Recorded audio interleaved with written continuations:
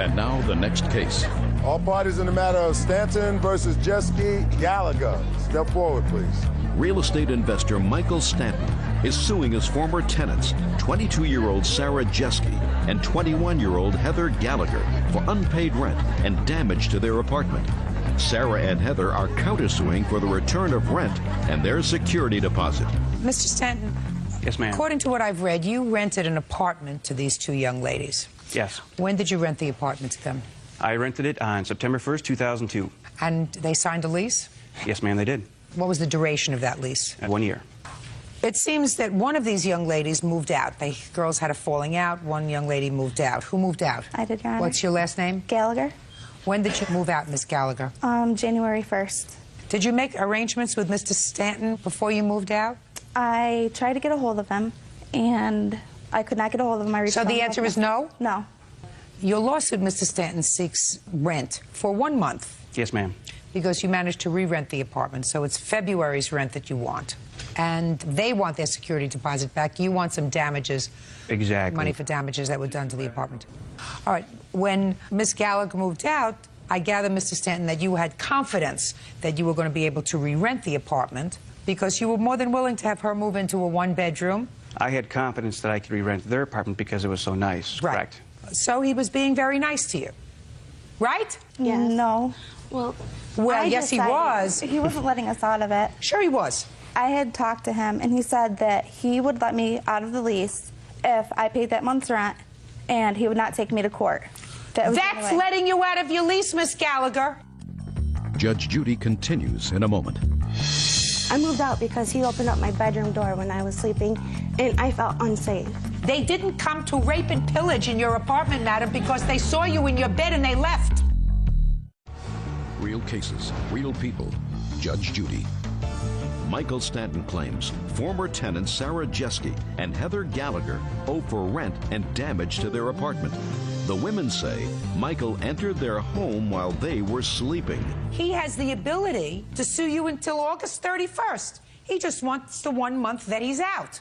Now you got it? Yes, Your Honor. Miss Jeske says, oh, that Mr. Stanton, you did a terrible thing. I'm going to let you tell me what he did, because you're counterclaiming for January's rent, for the return of your security deposit, and for your emotional distress. Mm-hmm. Why don't you let me have it all at one time? Okay. I was laying in my bed, and first the phone rang. When was this? The day I called the cops on him, 4th of January or February. Well, it was so traumatic, I would assume you would remember the date. Yeah, it was February 4th, Your Honor. On February the 4th, you were still in the apartment? Yes. Had you paid February's rent? No, not yet. What were you doing staying in the apartment if you hadn't paid the rent? Because I was totally in debt, so... What's that his problem if you're totally in debt? I know, and he does, and I was going to pay him his late charge and everything. All right, so you're laying in bed on February 4th, and you hadn't paid the rent. Go ahead. Keep going. Okay. He, must have called or something. I'm not sure if it was him. He says it was him. What do you mean he must have called? I don't understand that, Miss Jeske. Okay, I went to answer my phone. It was like around 9:30, 10 o'clock in the morning. Was it on a business day? Yes. And I went to answer the phone, and of course, like, he hung up before I got to it, so I went back to bed because I don't go to bed until like really late. And then I heard the door, someone knock on the door, but where my bedroom is, I don't know if it's a lady next to me or my apartment. And I wasn't going to get up, you know. Then I heard my door unlock to my apartment, so I just stayed in bed because I was in my pajamas. And then after that, I just see my door open, and he was there. Then I heard him leaving with a guy who he was in with, saying, "Oh, she's sleeping." So I moved out because he opened up my bedroom door when I was sleeping. Yes, ma'am. I moved out because he opened up my bedroom door when I was sleeping, and I felt unsafe. Well, what did you think he came there to do to you? I have no idea. Do you think he was coming? Shh. You think he was showing the apartment to somebody? No. Well, what do you think he was doing? I don't know what he was doing. You don't know. You know that he called you, right? Yeah, because he told me. Shh. You know that he knocked at the door, so he wasn't trying to scare you. You just decided it was too much trouble to get out of bed. No. That's exactly what you told me just a moment ago, that it was too much trouble to get out of bed. I wasn't sure if it was mine or his. Well, if you're not sure whether the door is yours or your next door neighbor's, then you get out of bed to see. Right? Well, yeah, but I wasn't expecting no one. Your Honor, may I? Mr. Stanton, you want to tell me why you went into the apartment, please? Yes, ma'am. What I did is both girls gave me permission to show the apartment. So my agreement was I'd call. If they weren't home, they gave me permission to go in. One thing they're incorrect about is that their phone was turned off. There is no phone. And in New York State, when the phone is turned off and you call, it'll ring and ring and ring, giving no indication of whether or not the phone is on or off. So I called, the phone rang, so I knocked. Nobody answered. I went in, showed the apartment to the gentleman. When I left, she came out and said, "What's going on?" And I said, "I showed your apartment." Is that okay? And she said, "That's fine." She came out at that moment? She came out after I was walking down the hallway. And she also said, "I apologize, our phone is turned off for non-payment." No. Yes, No, she she did. wouldn't have said that. She No, did. I wouldn't. No, I That's had taken exactly our what she said answering verbatim. machine. Hey, whatever it He was, said he whether it heard was my turned phone off ring. or not, Mr. Stanton, she didn't answer the phone. She didn't answer the phone. She didn't come to the door. Now, this is relevant because if you counterclaim is a lot of hogwash. Hogwash. So after this happened, you called your father and you said, I don't feel safe here. I want to move. So he came and he moved. This whole thing is about you owing February's rent. I'm not interested in your emotional distress over him showing your apartment. He already had my apartment rented out to this John. Maybe he wanted to look at it again. Maybe he wanted to see where his furniture was going to go. What difference does it make? They didn't come to rape and pillage in your apartment, madam, because they saw you in your bed and they left. Closed the door, and according to you, he said, "Oh, she's sleeping," which means he didn't want to disturb you and closed your door. That's what you just said to me. May I speak? It's still not right, though, for people just to walk in your apartment, you know. You weren't even there. I know. No, this had happened beforehand. Just a second. You weren't even there. When I was still living there, though, the maintenance people had walked in, and we had spoken to the manager at the Did you time come about home that. to live with your parents? No. You should, until you grow up. They did. Until you grow up, you should both go home to live with your parents and start acting responsibly. You sign a lease for a year, you stay there. And if you don't get along, Miss Gallagher, and if you want to move out, the first thing that you do is you call the landlord and say, "I want to make some arrangements with you. I want to move out of the apartment. Is there some way we could do that?" Not, "I tried to call him and I couldn't get him in, and you left anyway." That's not what a grown-up does. Let me see the damage to the apartment. What I have here, Your Honor, is pictures of the apartment before I restored it, and also a picture of the broken tub, as well as a picture of damage to the brand new refrigerator. I'm only suing for partial damage to the refrigerator because the refrigerator is fully operational. It's just damaged. The tub is destroyed. How they broke the tub, I have no idea. And I have also, Your Honor, the lease right here from them showing a move-in, move-out form that shows no damage to the apartment. Okay. Who's going to explain to me how this damage occurred to the bathtub? We didn't even know there was damage. We have a... I have a tenant checklist from the manager at the time At the stating time? that there was no damage when I moved out. When you Because- moved out. So, well, let me see that. That is fabricated, Your Honor. There is no such thing.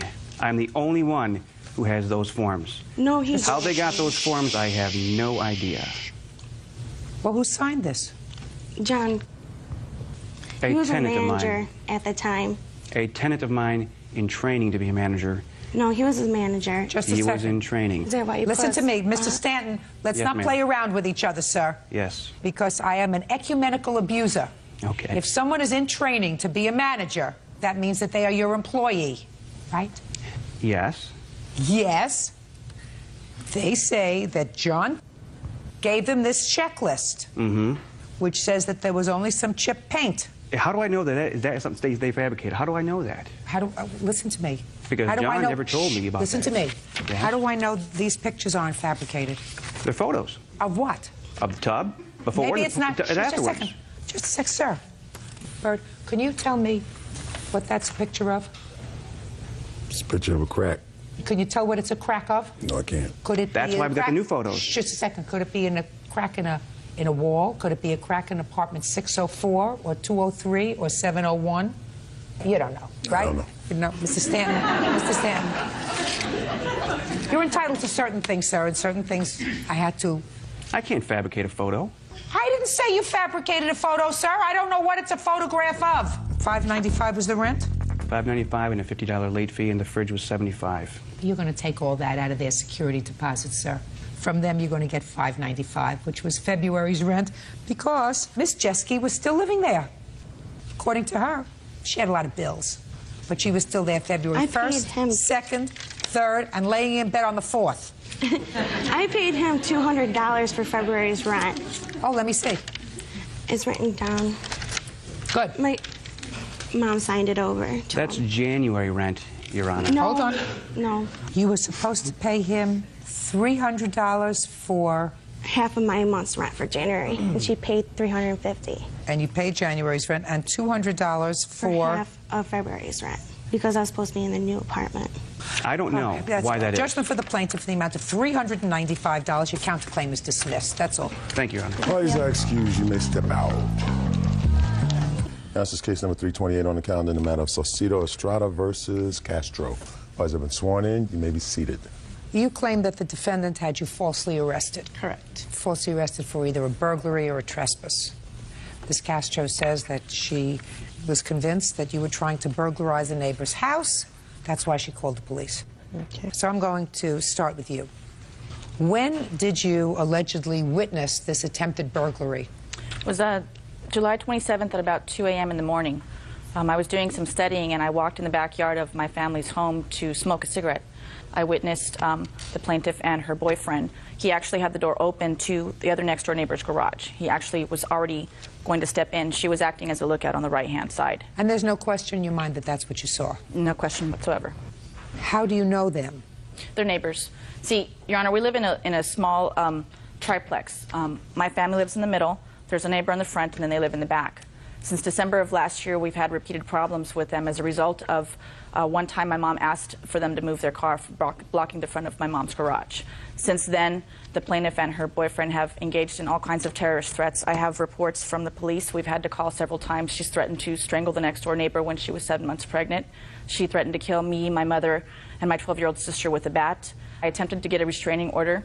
And what happened? The judge didn't grant it based on the fact that she's a next-door neighbor. So she said that basically what would have to happen is that someone would have to move.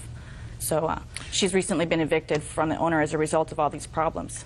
And, you know, I know that she's trying to say... Just one second. Okay. You answered my question. Okay. 7/27. Right.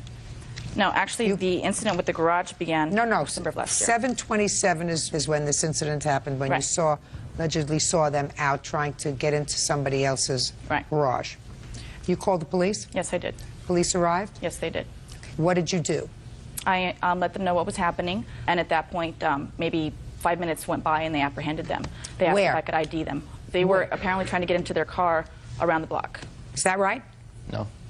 Where did the police find you? I was at the corner. He had dropped me off at a corner. He had went back to the house. Just a second. He dropped you off at the corner. For the fact that we didn't make no contact, because we knew something was up. We noticed that she was banging on this garage. She was kicking it. She woke up her 12-year-old sister and mentioned to her, make sure you say this and make sure you say that. The 12-year-old sister was barely waking up. We noticed she was banging on the door, so we left the house for the fact, so we didn't have any problems with her. So we left to my mother's. Just a second. So what you're telling me is you got up 2 o'clock in the morning and you heard somebody banging on? No, we had just arrived when we noticed that she was out there. Just arrived from where? From my mother's house, from a party. We had just got home from a party at around that time. At 2 o'clock in the morning, you got home from a party. Correct. And you went to pull your car into where? We didn't put our car nowhere. We parked it in the streets at that time. How far away? A block, half a block, 2 blocks? Like about a block. 1 block away. Just speak now. Don't show me a picture. I'm going to answer my question. You were walking back to the house with Mr. Estrada. And is that when you saw Miss Castro? No. When did you see Miss Castro? When we entered in our house. And you were together? Correct. I thought you just told me that Mr. Estrada dropped you off at the corner. That was after we left the house. Now you're in the house. Right. And you see Miss Castro outside, kicking in the garage. Not at that time. What was she doing? She was actually at her front mother's porch, smoking a cigarette. She noticed that we were entering our house. So at that time, there was a whistle, which his friend was waiting for him because he was going to ask him for a ride. What do you mean his friend was waiting for him? Yeah, he was whistling because he wanted a ride from him. So a friend of his came from where? From the alley, from Friend of his comes from an alley, 2 o'clock in the morning, and whistles for your boyfriend. Correct. Because he wants a ride to where? Back home. How do you know that? Well, because he doesn't live in Long Beach. You clairvoyant? You mean you know what he wants when he's whistling? Did he whistle in the tune of, I want somebody to give me a ride no, home? I mean, pretty much we knew. I mean, he maybe wanted a ride, you know, back home. Because he was there for the weekend. Where for the weekend? In Long Beach. And he lived in Torrance. Keep going. He came out, and at that time, Norma was right. As soon as he left the house to go open the gate, which is this gate, in order for you to gain access to it, you need a key. So since he was outside this gate, he was going to go open it. He had told him to wait. What was he going to open the gate for? Oh, well, to tell him, you know, to hold on, so he was going to leave, you know, with him to go give him a ride. So at that time, Norma Castro was, like, right behind him. I was in the house. I was seeing that she was, like, right behind him, you know, to see what he was trying to do or something. Sounds right. And so then... Sounds right to me. So then, somebody comes in an alleyway whistling at 2 o'clock in the morning. Somebody's going out to open up a gate with a key. Would seem to me a good tenant who was out there, vigilant tenant, would watch and say, what's going on here? Judge Judy continues in a moment. The Whistler doesn't make any sense. The trip to Torrance doesn't make any sense. The leaving your house in the middle of the night doesn't make any sense. And if it doesn't make any sense, it's not true. Real cases, real people. Judge Judy. Priscilla Saucedo and her boyfriend, Daniel Estrada, claim neighbor Norma Castro had them falsely arrested. Norma says she caught them red-handed trying to break into a neighbor's garage. Go ahead, keep going. So then he opens the gate, so he came back to let me know that he wasn't, you know, take him. Just a second. So he came back and he said, I'm going to give Whistler a ride home, right? Right. And he came back to tell you that. Right. And he left. He left after I stayed in there to putting on my pajamas. He left. Yeah. Keep going. So after that, so I was ready to go to sleep at that time because I was just getting home. So I, you know, throw on my pajamas, and I noticed that she was out there banging. I just heard like some hard bang. So she's banging. Go ahead. She's banging on something. So I just staring at her to see what she was doing. So then after that, like when he came back, I told him. How long did it take him to get to where he was going? Maybe about 45 minutes. Was it within the first 5 minutes that you saw her banging on the garage? Oh, no, it was like maybe right after he came back. Because she was smoking a cigarette. Gets better every minute. It's a long, it must have been a very long cigarette. So well, yeah, right after she smoked cigarettes after cigarettes. Listen if you would see my yard. Just a second. So now it's after he came back. So he comes back from driving the Whistler. No. And is that when you hear her banging? No, she was up and down walking, smoking cigarettes. I'm asking you when you saw her banging. Right, after that. Where was he? He had already arrived home. At the time when he was gone, I noticed her suspicious. So now he's home, and she's suspicious. Right, and I mentioned that to him. And you mentioned that to him. And so what happened? So after that, I told him, let's just go back to, you know, back to my mom's, where we were gonna spend the night because the fact that we didn't want no trouble with her, and the fact that she Just a second, you're in your pajamas. You were going to bed. Right, correct. So now why are you getting out of your pajamas? Well, actually, I just threw on my shoes, and I actually took off. Who lives in the house where you were that night? Oh, me and him and my kids. My kids weren't present at that time. They were at my mom's house. Listen to me. So it's just the two of you. Right. So you say to Daniel, we're going to go over to my mom's where the kids are, and you throw your shoes on and you throw a shirt over your pajamas. Then what happens? So we left, and after that she was... No. You both walk out together? Right. We walked out. Shh, don't put your pictures down. You both walked out together. Daniel, where had you parked the car? Right there, as soon as you come out of the alley. Right there, like half You found a parking space? Yes. A legal parking space? Yes. Good, so it was closer than the one you had before, is that right? That's right. The one you had before was a block away? Yes. This was a half a block away? Yes. Good. You come out, so you're just a half a block away, so you're able to get into the car. You came out together, is that right? That's correct. And you both got into the car together. Were you driving? Yes. And then what happened? Well, then I leave her in the corner because I was going to go back to get more clothes for her and for me. Just a second. So now you're in the car. Okay. Yeah, we're driving away, and as soon as we hit the first corner, I told her, just wait for me right here, because I already knew they had problems, mainly between them, right?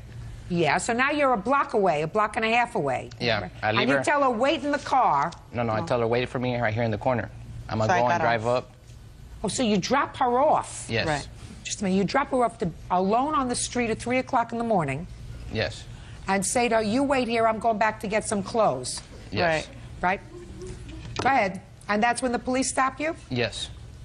Well, When I she was- says no, you say yes. After Which one he is it? went back. Well, when I went back, after I dropped go her off, park. when I went back He to get the parked. clothes, and I was barely parking, and I was that's barely when- going to get off my car, that's when the police just got me right there. Listen, I don't know what the police did with your complaint, but there are more holes in this story than Swiss cheese. As far as I'm concerned, you have no case for false arrest. I believe she saw you fooling around with the neighbor's garage. She may not have been able to prove a burglary, but certainly the story that you just told me is such a fairy tale. It's such a fairy story. Makes absolutely no sense to me at all. No sense at all. The Whistler doesn't make any sense. The trip to Torrance doesn't make any sense. The leaving your house in the middle of the night to go to your children because she was smoking cigarettes and acting suspicious doesn't make any sense. It all doesn't make any sense. And if it doesn't make any sense, it's not true. Your case for false arrest is dismissed. That's all. Step out. Thank you, Your Honor. Parties are excused. You may step out. They've made threats against my family. Death threats, threats to beat my mom up with a bat. She basically got away with another false accusation. Police have talked to the owner several times to let them know that we are having significant problems with them. As far as her getting us out, she already got us kicked out, but I guess we'll just have to see later on what happens. I prayed for justice, and whatever's done in the dark always comes to light here.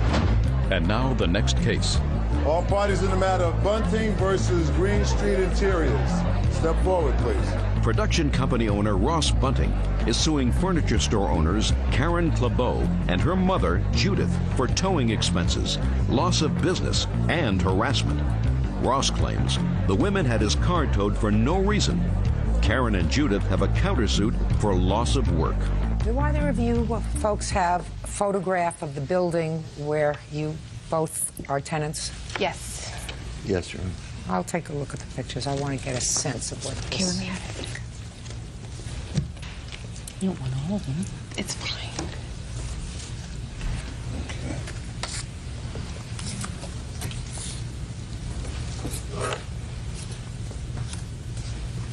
Okay.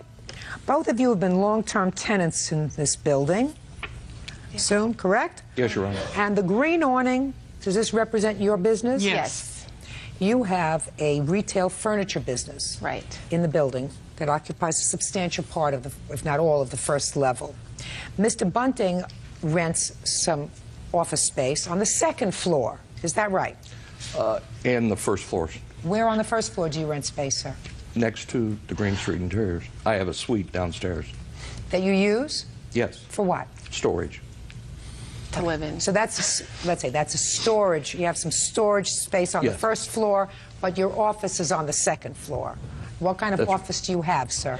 I have editing bays. You I edit do for- video production. Okay. This is the problem.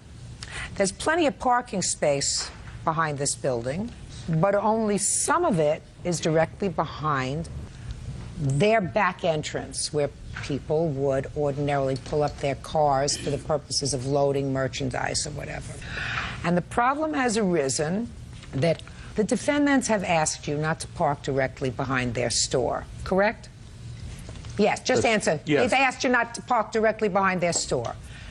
And there were times when you didn't park directly behind their store, but then you decided that's most convenient for me, and if there are not other spaces readily available right next to it, I'm going to park right behind their store, and then you park there, and then you go about your business. The defendants caused some green lines to be placed, and then some signs to be placed over here which say that these two parking spaces, which are right behind the back entrance to their store, are reserved for customers of their store. And you ignored them, and you parked your car there. And they got real frustrated. And on one particular day, when you had parked your car there, they called, according to the defendants, and said, could you please move your car? It's been here for hours. And you said, I'm not moving it. And they said, we're going to have it towed. And you said, tow it. And this lawsuit is all about towing of your car, and you want $2,650, reimbursement for towing expenses, loss of business, and emotional distress due to harassment, because it is your claim that they had no right to, A, post these signs, B, put up these signs that say that this is reserved for their customers only, and therefore, ergo, they had no right to have your car towed. That's your case, right? Yes, Your Honor. Fine. There is only one issue, and that issue is I have to see some confirmation from the landlord that it was the landlord's decision, and the landlord permitted you to reserve those 2 parking spaces for you.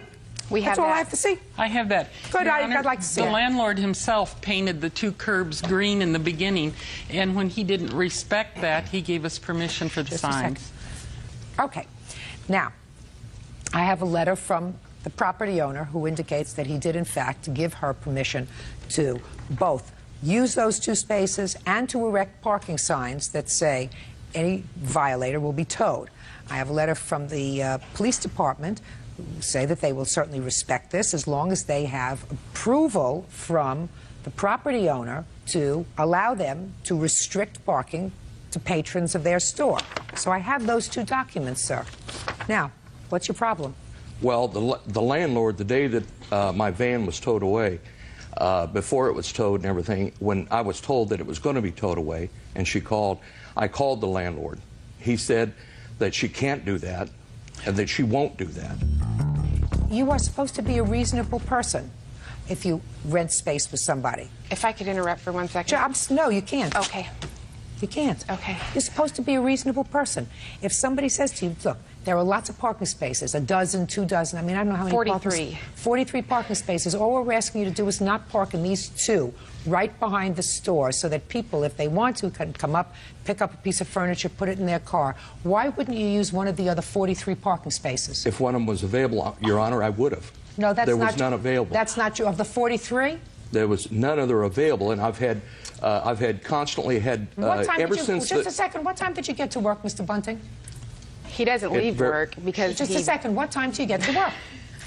that particular day, Yeah. probably about 6 o'clock. 6 o'clock in the morning. In the morning. Well, Mr. Bunting, I guarantee you that at 6 o'clock in the morning, 43 parking spaces weren't occupied. I guarantee it, sir. As I'm sitting here, there is no question that 6 a.m. when you arrived at work, you had plenty of other opportunities to park in other places. Your lawsuit is dismissed. Now, you have a counterclaim? Yes, we do. Listen to me. It's nonsense. No, it isn't. Yeah, it is nonsense because your counterclaim says that you want him to pay for this frivolous lawsuit, the amount of time that it took for you to... It's just the lack of time that we weren't able to schedule any appointments today over a frivolous suit. Listen to me. He doesn't think it's frivolous. He doesn't think you should have towed his car. You don't get compensated for that. Your lawsuit is dismissed. That's all. Parties are excused. Let's step back. Now, this is case number 289 on the calendar in the matter of Lattimore versus Lorette.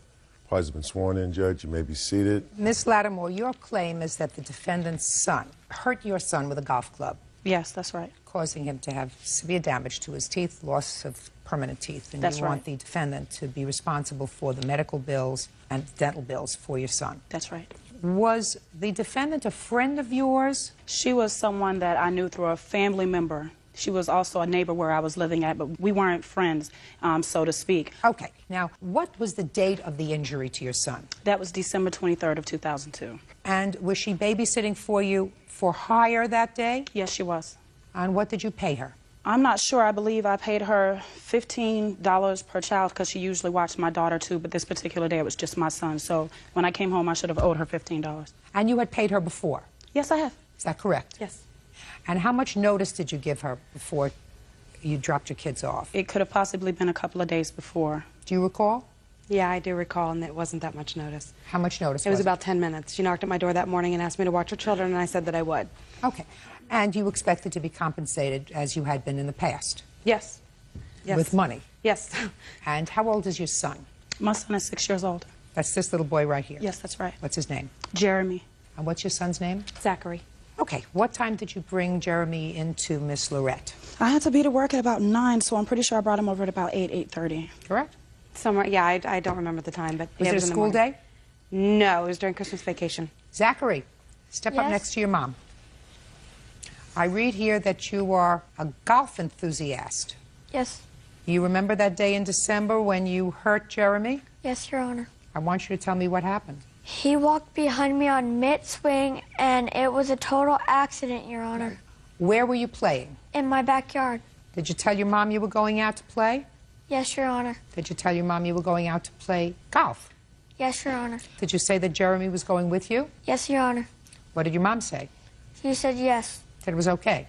Yes, Your Honor. And she stayed in the house? Yes, Your Honor. What was your mom doing in the house? She was watching TV, Your Honor. You remember what she was watching? I think it was Passions.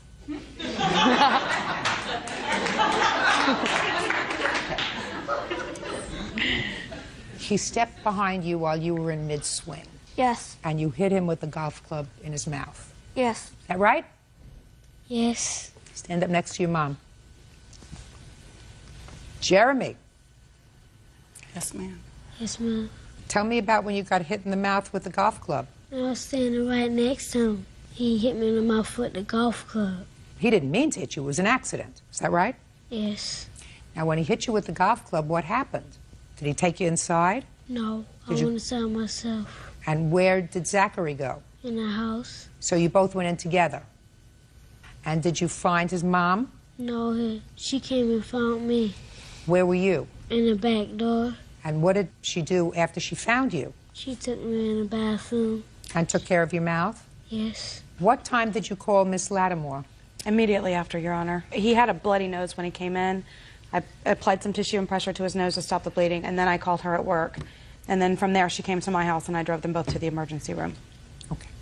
Do you have any evidence that you want me to see? Yes, I have x-rays here of that also shows that there were 2 teeth missing at the time. So there were 2 teeth that came out? Yes. 2 permanent teeth? No, just one of them were permanent. One of them had already came out and it grew back in. The other one was just growing into the gums, just peeking out, and it was knocked out just like that. So he's missing a permanent tooth? Yes, right now he is missing a permanent tooth. The other one has grown back since then. Well, you're going to have one great tooth at some point, right? One that's going to be better than all the rest. Yes. Never give you any trouble. Yes. Okay. All right. Now, Miss Lorette, the facts in the case are really not in dispute. I don't believe that Zachary intentionally hurt Jeremy.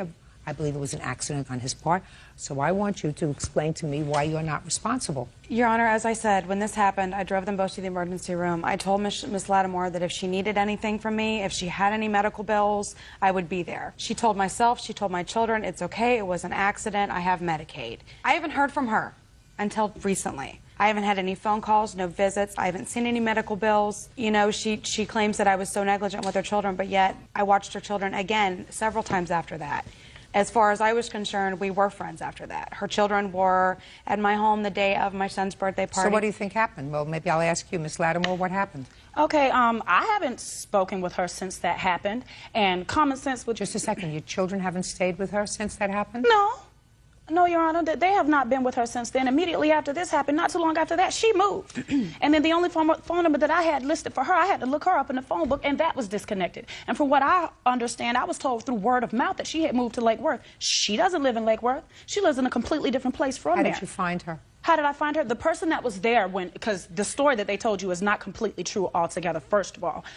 When I came there after work, he was laying in the lap of my best friend that lives a couple of houses down. That's who had him. And that's who told me, because they were already friends. That's who told me where to find Melissa at. Okay.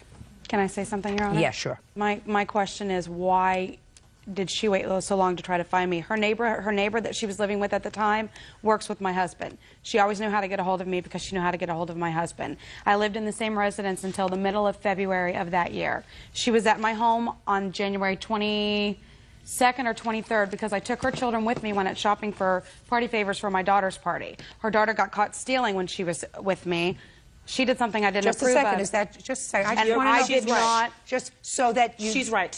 My daughter has been over her house since then for a birthday party when she went with her, and she did get caught stealing. You are absolutely right. Okay. I watched her kids a few times after that. But there's still and something that I'd like to. And then I cut ties with her because she did something in my home that I absolutely didn't approve of. Okay. Would you like me to reply? I lived at that Lake Worth. Just a second. You want to reply? I'm listening. The reason I have not contacted you, first of all, like I said. The reason I have not contacted her, like I said, because from what I understood, she moved. Okay, second of all, the reason I did not contact her, because at first, when this was being done, I didn't know that was a permanent tooth that had come out. I didn't know until he had constantly been going back to the dentist, and I'm sitting around just waiting and waiting and waiting for this tooth to grow back, and it never did. So finally, I asked the dentist, I'm like, well, when is this tooth? Because the other one did, you see. I assumed that it was going to grow back, too. I'm like, well, when is this tooth coming back? He said, I'm sorry, sweetheart, that was permanent. It's not going to grow back. Right. Judge Judy will continue in a moment. And later today, we heard something, something, so we stopped. I asked, what did he just say to you? And she never got to answer because somebody's kicking my car. I'm like, what are you doing? He's still kicking my car. real cases, real people. Judge Judy. LaShonda Lattimore says 11-year-old Zachary Backett knocked out her son's teeth with a golf club. Zachary says it was an accident. Miss Lorette, you are responsible because you assumed the care of her 6-year-old child, and you had no business being inside watching Passions when your son was outside and had in his possession something that could cause physical injury. So if you sent him outside and said to him, be careful, that may be okay if he's your neighbor and it just happens to come by. But you assumed the responsibility for hire of providing care for her child, which means that if you're letting your son go outside with a racket, a bat, something else, you cannot rely on a 10 or an 11-year-old to watch a 6-year-old. That's your job. So, let me see the bills that you have, please. Bottom line is, when you assume the care of somebody else's child, whether you do it for money or not, it's your responsibility. You're almost an accept that responsibility. You don't accept that responsibility and watch soap operas. Can I say something, Your Honor? Yeah, sure. I wasn't watching Passions that day. I was heading out the back door when this one came in screaming. Well, he went over you to were the in next fact door... you were in fact inside. Right. He went over to the next door neighbor's yard and grabbed a golf ball to bring over to play with Zachary. I told both of those boys what the safety rules were. You don't stand behind each other. You don't walk up behind each other. I believe that you did that. Just a minute. I believe that. Let us assume that you did that. Right. That's not sufficient. Right. You have to be out there. You know, I have whole gaggle of grandchildren, and they love to play golf. And when they come to my house, I have little, all different size golf clubs for them to play with. And my grandchildren range in age, the golf players, from 2 to 10. Mm-hmm. They're never unsupervised. I wouldn't think of saying to the 10-year-old, listen, I want you to go outside and be careful of Mia, and be careful of Jacob, and be careful of Kobe, and be careful of Alexi, because they might walk behind you. Right. A parent is always out there. I'm always out there. My husband is always out there. Sometimes two of us, depending upon how many kids there are out there playing golf, to make sure that nobody walks behind the golf club. So, how much of these bills was covered by Medicaid? Medicaid, those are the bills that are not covered by Medicaid. Okay. They're not. Okay. Bills are at least $4,500. $33.24 and $11.82. Is that right? Yes. Okay. Judgment for the plaintiff in the amount of $5,000. The $500 that I'm awarding you in addition to the medical bills is for his pain and suffering and aggravation. You should have been more careful. You too. That's all. Step out. All right, is that excused? You may step out. I don't believe that the boy intentionally just took the golf club and hit him in the mouth. Was an accident? He was standing right in front of him, and he didn't ask him to move. The child walked up behind my son while he was in mid-swing with the golf club. A common sense would tell any child, whether it was a 6-year-old or an 11-year-old, move. I put too much trust in the children, and I understand that. Judge Judy, I watch your show all the time. We love you and thank you. I learned my lesson. What can I say? And now the next case. All parties in the matter of Pena versus Carreri, step forward, please. 22-year-old customer service rep Udelka Pena is suing carpenter Dominic Carreri for kicking her car in a drunken rage. Dominic is denying the charge. Miss Pena, it is your claim that Mr. Carreri kicked your car. Yes. And you didn't know him before? No. You're driving down a street late at night. What time? Must have been around 12:30, 1 o'clock. And where were you coming from? I was picking up my cousin from her friend's house. Where had you been? I had been at my boyfriend's house. What kind of car were you driving? A Saturn, 1991. Who else was in the car? My cousin Maribel. How fast were you going? 20. 25. Think again. Yeah, it was 20. 20 miles an hour. Yeah. Unlikely. And why don't you tell me what happened? Well, as I was going down the street, we encountered some people in the middle of the road. They appeared to be drunk. I started beeping the horn at them. Just a minute. What do you mean you encountered some people in the middle of the road that appeared to be drunk? They were kind of swaying, and they were just bunched out in the middle of the street. And we started beeping the horn for them to get out of the way. Nothing happened. Just a minute. You're driving 20 miles an hour, and you see a group of people. How many people? 4 or 5. And are they in the middle of the block, the end of the block? They're like in the middle of the road. Just standing in the middle of the road? Yeah. Now, when you first saw them, how far away from them were you? Maybe from, I want to say, the end of the courtroom to about over there. Over where? Over by the flags. So probably 30 feet away? Yeah. And you first saw them, you were 30 feet away. Your lights are on. Mm-hmm. Did you stop the car? No, I beeped the horn for them to get out. Why did you do that? So that they would get out of the way. Okay. But they didn't move, according to what I've read. No. So how close did you get to them? About where you are and about right there. The end of the Right table. where? The end of the table. So maybe 10 feet away. Yep. So you stopped your car when you were 10 feet away from them. Mm-hmm. And what did you do? I let them by. What do you mean you let them by? They decided to cross. And then what happened? They started screaming something. 'Cause I don't know why. My cousin told them to get out of the middle of the road. You're drunk. Okay. And then what happened? And then they got out. They were still screaming something at us. We continued to go. I must have went 5 feet or so, and we heard something. So we stopped. When we stopped, I asked, "What did he just say to you?" And she never got to answer because somebody's kicking my car. I get out of the car. I'm standing by the door, and I'm like, "What are you doing?" He's still kicking my car. So that's when I flagged an officer who was at a stop sign, and that's when he stopped kicking my car. Do you have pictures of the car? Yes, I do. Let me see pictures of the car. And a police report, please. I have a police report, too.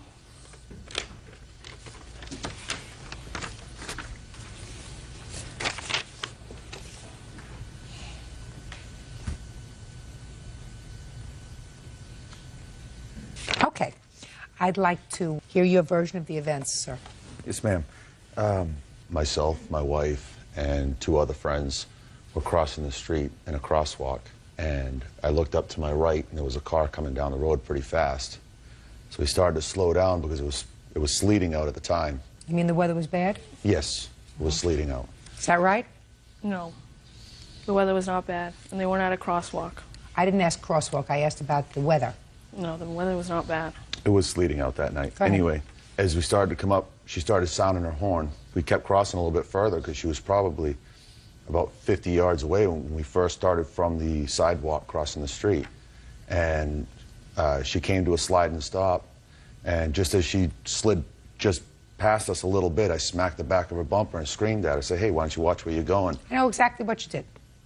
I never actually made it across the street, and we actually kept walking afterwards and went back the other side. The police officer was sitting right across the street and saw the whole thing. No, the police officer didn't see the whole thing, sir. But I have your statement and I have her statement. Police officer took both of your version of the events, and you acknowledged kicking her car, right? So I know exactly what happened. She was driving too fast. The weather was bad. She didn't wait for you to cross the street. You had the right of way. You got frustrated because she almost hit you. She acknowledges she almost hit you because she said she stopped 10 feet away. 10 feet away is an insufficient amount of time to stop at night. Whether the roads were slick or not, I don't know. You say that they were. She doesn't know. Certainly it's not enough time. She had no reason to start honking at you from 30 feet away, which is where she was when she first saw you, so you got frustrated. Fair? Fair. And the police officer said to both of you, he said to you, pedestrians have the right of way. You stop your car and you let them go. And he said to you, you're not allowed to put your hands on somebody else's property, right? Yes, ma'am. So now I'm going to see what you estimate the damage to be to this 1991 Saturn. I went and took an estimate of it. Yes. And this is what they gave me. Mm-hmm. What? Just wanted to say that where I smacked the car, it was on the left side. This is something on the opposite side of the car. I even told the officer, I says, yeah, I did smack the bottom of her bumper when she came by us, but if I broke a piece off the car like she said I did, the piece would be laying right there on the ground. where's the piece of the car that's missing? Unfortunately, when you have a temper and you hit somebody's car, it's very difficult for somebody else to figure out whether the damage that was done to the car was there before. If you're dumb enough to vandalize somebody else's property, I mean, what you do is you back off, you call a police officer, you say this car was driving in a reckless manner, I want to file a complaint. You get a license plate and you do that, you know. You hurt yourself by behaving badly and by showing your temper. However, I do find, Ms. Pena, that you are partially responsible for his bad temper, because I have been there and I have seen people driving in a reckless manner, and while I don't excuse what he did, I find that what he did was mitigated by the fact that you were driving at an excessive rate of speed, which caused you not to be able to stop within a reasonable period of time. 10 feet is not reasonable when there are 4 or 5 people crossing the street. You had no right to start honking your horn from 30 feet away or 40 feet away. They had the right of way. As soon as they put their foot in the middle of the street, they had the right of way. Do you understand? Yes, I understand. Good. Very good. So I hope that you can get your bumper fixed for $250, because that is all you're going to get. Thank you very much. That's all. All right, you are excused. You may step out. Quiet in the courtroom, please. This is case number 227 on the calendar in the matter of DeWater versus DeWater. Parties have been sworn in, Judge. You may be seated, sir. Have a seat, please. Mr. Water, this is your father. Yes, it is. And you are his girlfriend? Yes. You needed a car. Mm-hmm. Your father and his girlfriend helped you out with the finances because you didn't have any money. I think the car was $350. Is that right? Yes, it was. And your agreement was that you were supposed to pay them so much per month till the loan was repaid. I think $100 a month. Is that what you agreed to? No. What had you agreed to? We didn't agree on how much exactly. Okay. We just said I would pay him back in installments. All right, that's what you say. In any event, you gave him $100. Right. And it is your claim that at some point he called you up and said, I want the rest of the money. You didn't have it. He came and repossessed the car. And you want the money that you put into the car, which was $160, $100 that you had given to him in an installment, and then $60 for new battery. Right. Your father and his girlfriend say you did not live up to your terms of the agreement, so that they were forced to repossess the car. They want money that you still owe them on the car, which is another $250, even though they have the car, and some money for an additional loan that your father says he made you for some wedding rings or something. I don't know. That's about, I'm sure he'll tell me. Mr. Water, when was the car purchased? It was actually purchased on July 31st. And when did you make the installment payment to your father? On the 1st. 1st of August? Yes. Is that right? That's true. And when did your father call you and say he wanted some more money? Okay, well, he called me on the 25th. I told him that I would not be able to... What did he say to you? He asked me if I would be able to give him some money the next day, because the next day I was supposed to be getting paid. And I told him I wouldn't have no money to give him. And I asked him if he would wait an extra week until the 1st, and then I'd give him some more money. And he said, okay. About 45 minutes to an hour later, he calls me back and tells me that Debbie wants me to call her at work. She tells me it's not good enough. So I told her... Now, what did she say to you, and what did you say to her? Okay, well, I said, I won't get paid tomorrow. I said, I'll have some more money on the 1st. I said, can you guys wait till the 1st? She said, that's not good enough. They bought the car for me, and I should give them their money back. I said, if you guys can't work something out with me, I said, what we can do is we can sell the car. I said, you can give me my money back, and you can take your money. I didn't hear from them for 2 days. On the 27th, early in the morning, he came and said he was coming to pick up the car and demanded me to give him the keys. And what happened? I told him, I asked him, did he have my money? Because I told him he was not taking the car without me having my money. So he comes back around 6 o'clock that evening with the police. And I told the police the same thing, that I don't feel like I should have to give him the car back without me getting my money. So he wrote me a check for $160. As a matter of fact, we had the police exchange the car keys for the check. The police officer told me to keep the original title. He said just in case anything happens, which was a good thing, because when I went to go cash the check at Money Tree that same day... They stopped payment on the check. They went online and stopped payment. So that's what this is about, $160. All right, now let's hear your end of the story. First of all, the agreement between us was that on the 1st she would give $100, and then 2 weeks after that she would give another $100, and then 2 weeks after that she would give another $100, and then $50 after that.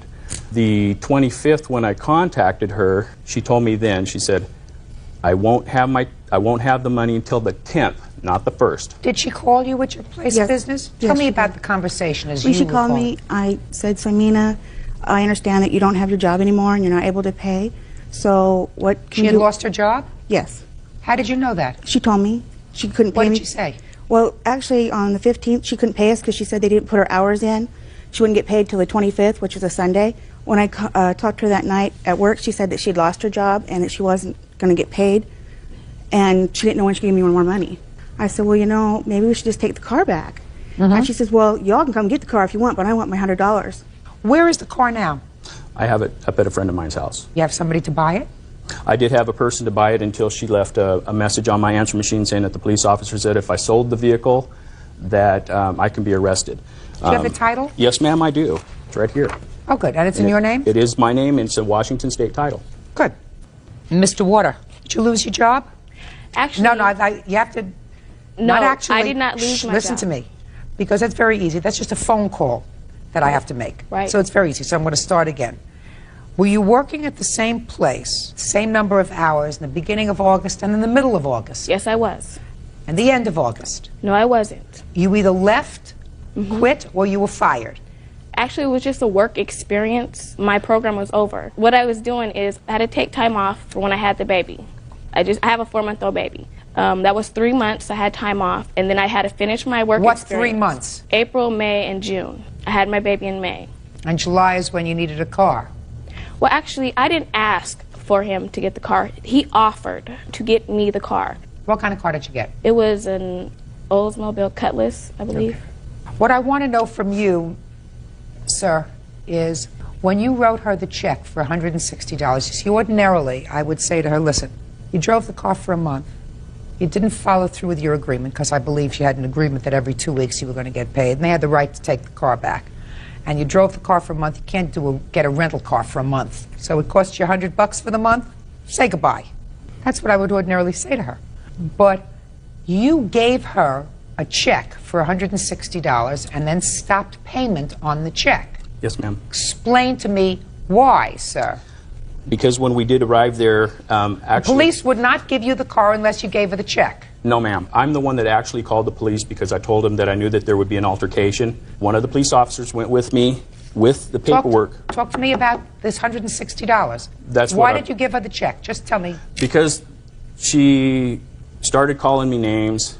In order for the police officers to get on about their business, in order for me to get the vehicle, which is already mine, I agreed. The police officer and I talked about it, and I said, here, I can write her a check, and I will put a stop pay. The reason why... Oh, no. The reason why I don't believe you said that to the police officer. Yes, ma'am, I did. Let me see a police report that says that. They did not do a report. Judge Judy continues in a moment. 6, 5, 4, 2, 1, and 4 months. 6 children. Do you receive public assistance? No, I do not. Sure you do. And later today... The squirrel had relieved herself on my microwave, ate up plants, chewed through a maple syrup bottle. I have pictures of the squirrel. Real cases, real people. Judge Judy. Simina DeWater says her father, Simon DeWater, and his common-law wife, Debbie DeWater, repossessed her car. Simon says his daughter had it coming. See, the problem is, she believes she has a claim to a certain part of this car because she had, in fact, invested a certain amount of money in it. She's all wrong. Okay. Listen to me. She's all wrong, sir. Yes, sir. Yes, ma'am, I understand. However, once you give her a check in order to resolve a dispute, and she accepts it and relinquishes physical custody of that car, relying on the fact that you have reached an agreement, you can't say, now I'm going to stop payment on the check. But you cannot do that. You cannot give her something. She gave up something in reliance on it and then stopped payment on the check. So she's entitled to that $160. Now, quiet, you're entitled to nothing on your claim for the rest of the money she owes you because you have the title to the car and you're going to sell the car. Put your hand down. So far, anything that you're entitled to, you got. Do you understand? Yes. I'm telling you, but for the fact he gave you this check, you would be entitled to Zippo, goose egg, nothing. Right. Now, let's go over to this loan, alleged loan for wedding rings, because that's the only thing I want to hear about now. Okay. Not entitled to any more money for the car. You got the car, keep it, sell it, do whatever you want with it. Okay. What had happened was she was telling me that she was supposed to be getting married in July. I did offer to buy the rings because they were arguing back and forth. She just wanted a band and he wanted something that had bling bling. So what I did was I went and got them bands with diamonds in it. Okay. What I did stipulate before I gave them the rings and they agreed to was that if they did not get married on the date that they said that they would, I wanted the money back for the rings. Then, come that date, she told me they postponed it till the next month because the people from his family wasn't able to come over to where we were. On the date that we went to pick up the car, she got smart. Like I said, she started calling me names. I told her, I said, okay, I want the money for the rings then. Who were you supposed to marry? My kids' father. Your children's father? Yes. How many children do you have with this person? 6. 6 children? And how old are they? 6, 5, 4, 2, 1, and 4 months. And where does this person live? With me. Does this person work? Is he employed? Yes, he does. Have you gotten married yet? No, we have not. Do you receive public assistance? No, I do not. Sure you do. No, I do not. I terminated. When did you terminate it? I terminated it last month. Oh, just last month? Yes, I did, because I got a full-time job now. So for 6 years, the guy's living with you, you make 6 babies with him, collect welfare. That's a very good reason not to get married. You get married, all that stops. No, actually, he's on it. He was on it. Yes. He was on your budget? Yes, he is. And he was working the whole time. Since we've been together, he's been the one working. You have to understand something, Mr. DeWater.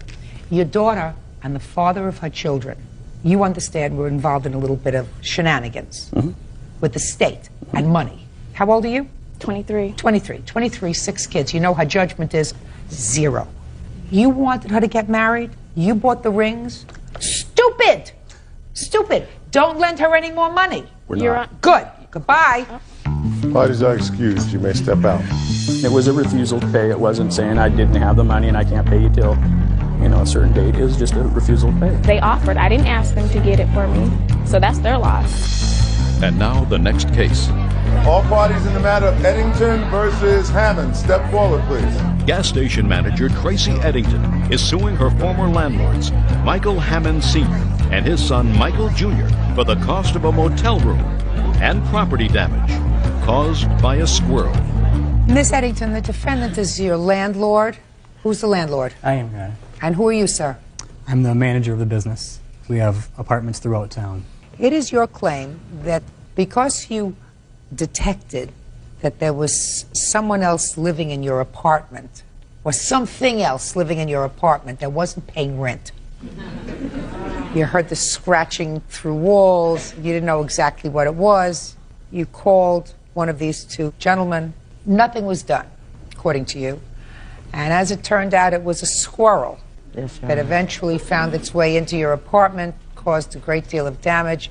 You want to be reimbursed for the damage that this unauthorized tenant did to your kitchen and other parts of your house, as well as the motel stay. How long have you been a tenant of the defendants? A little over 3 years. Miss Eddington pay her rent on time? No complaint with it. So it's been fine? It's been fine. Great.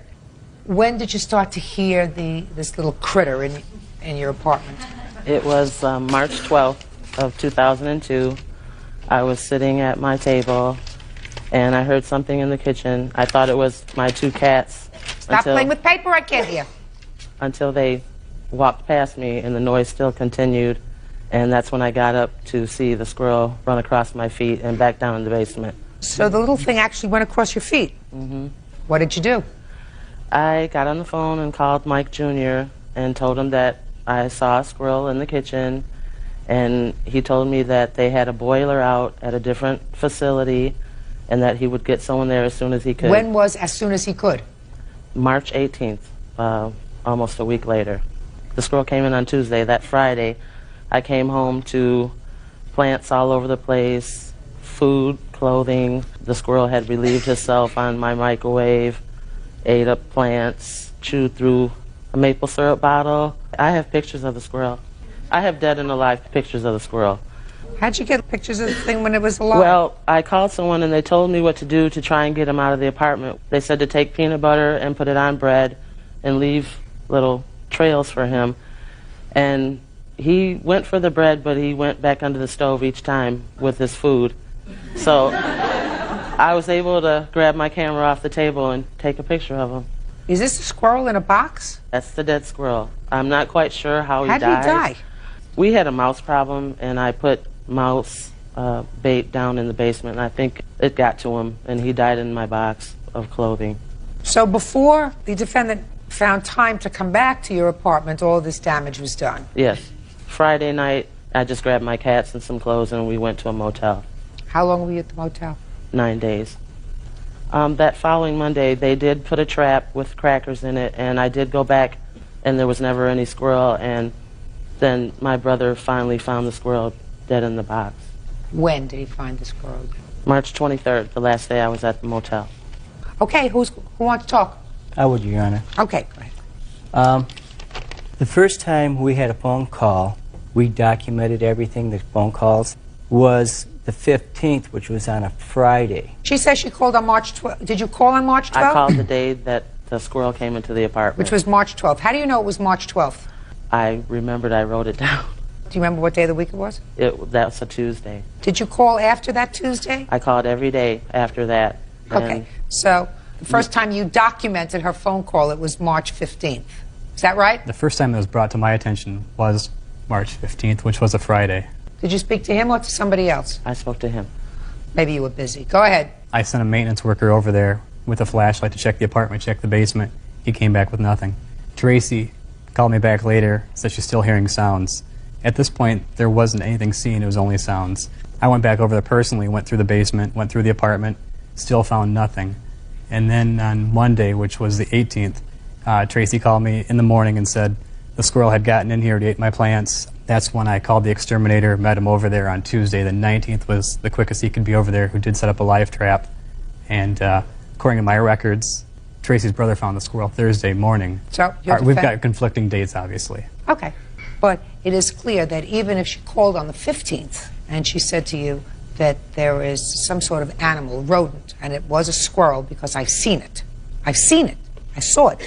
It ran across my feet. She says the 12th, you say the 15th. Clearly, it was before the 18th, which was the date of the damage. That if you had gotten the exterminator out there between the 15th and the 18th, but you have a tenant who's a perfectly good tenant, paid a rent on time, not a pest, who says to you, there's trouble in my apartment. I mean, it's not the kind of trouble that's an emergency trouble because it's not a pipe burst or water is leaking all over the place. It's a squirrel.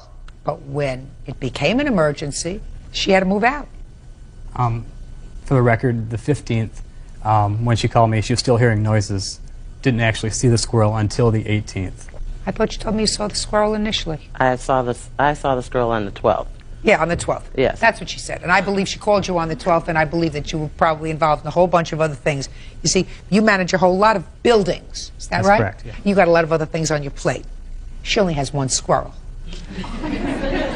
She's asking for, as far as I'm concerned, a minimal amount of money. It's just damage to her property, which I see, and reimbursement for motel expenses. She's asking for $581. It seems perfectly reasonable. That's it. Judgment for the plaintiff in the amount of $581. That's all. All right, now this is case number 99 on the calendar in the matter of Shank versus Casey. Parties have been sworn in, Judge. You may be seated. Ma'am, have a seat, please. Mr. Shank, you and Miss Casey had a 7-year relationship and lived together for most of that time, I gather. Is that right? Yes, ma'am. And then you had a rather acrimonious breakup, and each of you claim property loss, that the other is holding property that belongs to the other. You claim, in addition, that she filed false police reports about you, indicating that you had assaulted and threatened her, which caused you loss of business and income.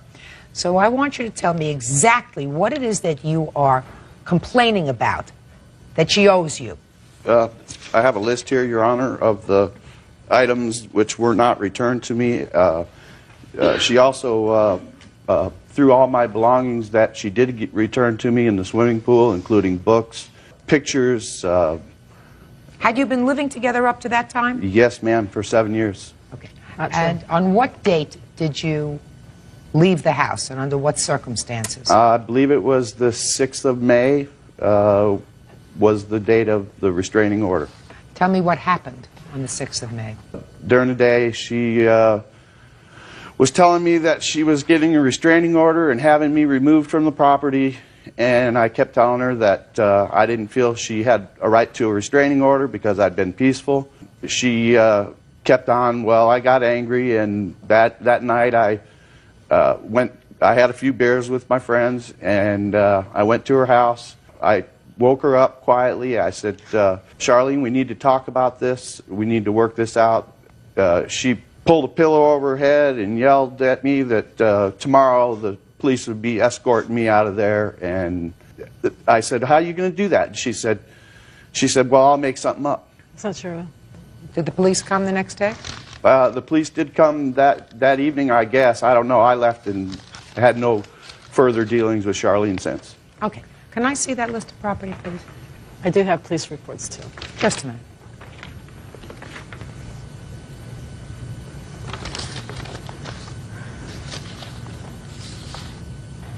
Okay, you got a lot of stuff here from a 7-year relationship that ends with the statement, all you really want is my horse Elvis, that you value at $4,000. And my picture of my son. And your picture of your son. Now, where is this horse?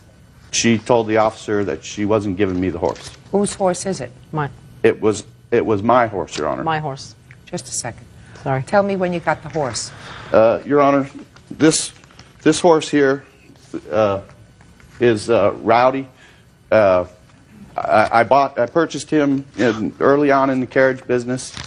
And you and the defendant had started a carriage horse business. Right. Okay. And you took people around in rides for Yes, events? Yes, ma'am. Okay. And did weddings and other types of events. I purchased this horse here, and he was really good for the business, but he really hated for people to pet him, that strangers. So we kept looking for another horse. We found another horse. Charlene purchased the other horse, sold this horse, and put the money from this horse into her account to replace the other horse. Well, how much was Rowdy? Elvis cost $1,800, and we sold Rowdy for $2,000. And you were in business at that time with the defendant? Yes, ma'am. That you both worked in? Yes, ma'am. I have the franchise agreement here showing that we were partners in the business. Let me just see that, please. See? Yeah, I have that. He can have that back. Fine. We also had purchased a trailer together, which I have proof of that here also. It's also a lie. Did you do any other work, Mr. Schonk, in the time that you were running this carriage business? No, ma'am. Okay. Did you do any other work at the time you were running this carriage Yes. business? I had 2 jobs. Okay. Now, where's the horse? The horse is, okay, I bought the horse. Just I asked you a question. Where's the horse? The horse has been traded for another carriage. What'd you do with the money that you got from the Rowdy horse? That went back into the business. Fine. I mean, you entered into a business arrangement with him. Sure you did. I have my sole proprietorship of my business.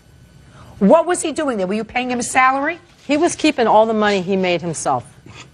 Every Were you money paying we made, him a salary? No. Okay. Yes, he was making money off the weddings we did, but as we did downtown work, the money we made nightly, he pocketed in his money. I put mine in my business account. He took his and put it in his pocket. I didn't get none of that money. None of it. Well, you must have shared expenses in the house. I paid my bills. He bought horse feed and hay on occasion. All right. Okay? Listen to me. This is very difficult. When people live together and aren't married, it's complicated enough. And then when you enter into a business that each of you work in, it makes it even more difficult. You paid $1,800 for this horse, Elvis. Is that right? Out of my money. Stop. My personal. You paid $1,800 for this horse, Elvis. You got some money for Rowdy. Rowdy went into the business account. Right. Fine. All right. $900 in his picture. Okay. What other property, sir? This trailer, Your Honor, we bought this trailer together, and she sold the trailer also. When? Since 16th of April. So, you were still living together. According to the paperwork here, it was supposed to be in both of our names, and I don't know how she sold it without my signature on the title. Let me see. I have the title. Let me see. Registration. Can I say something? In a minute.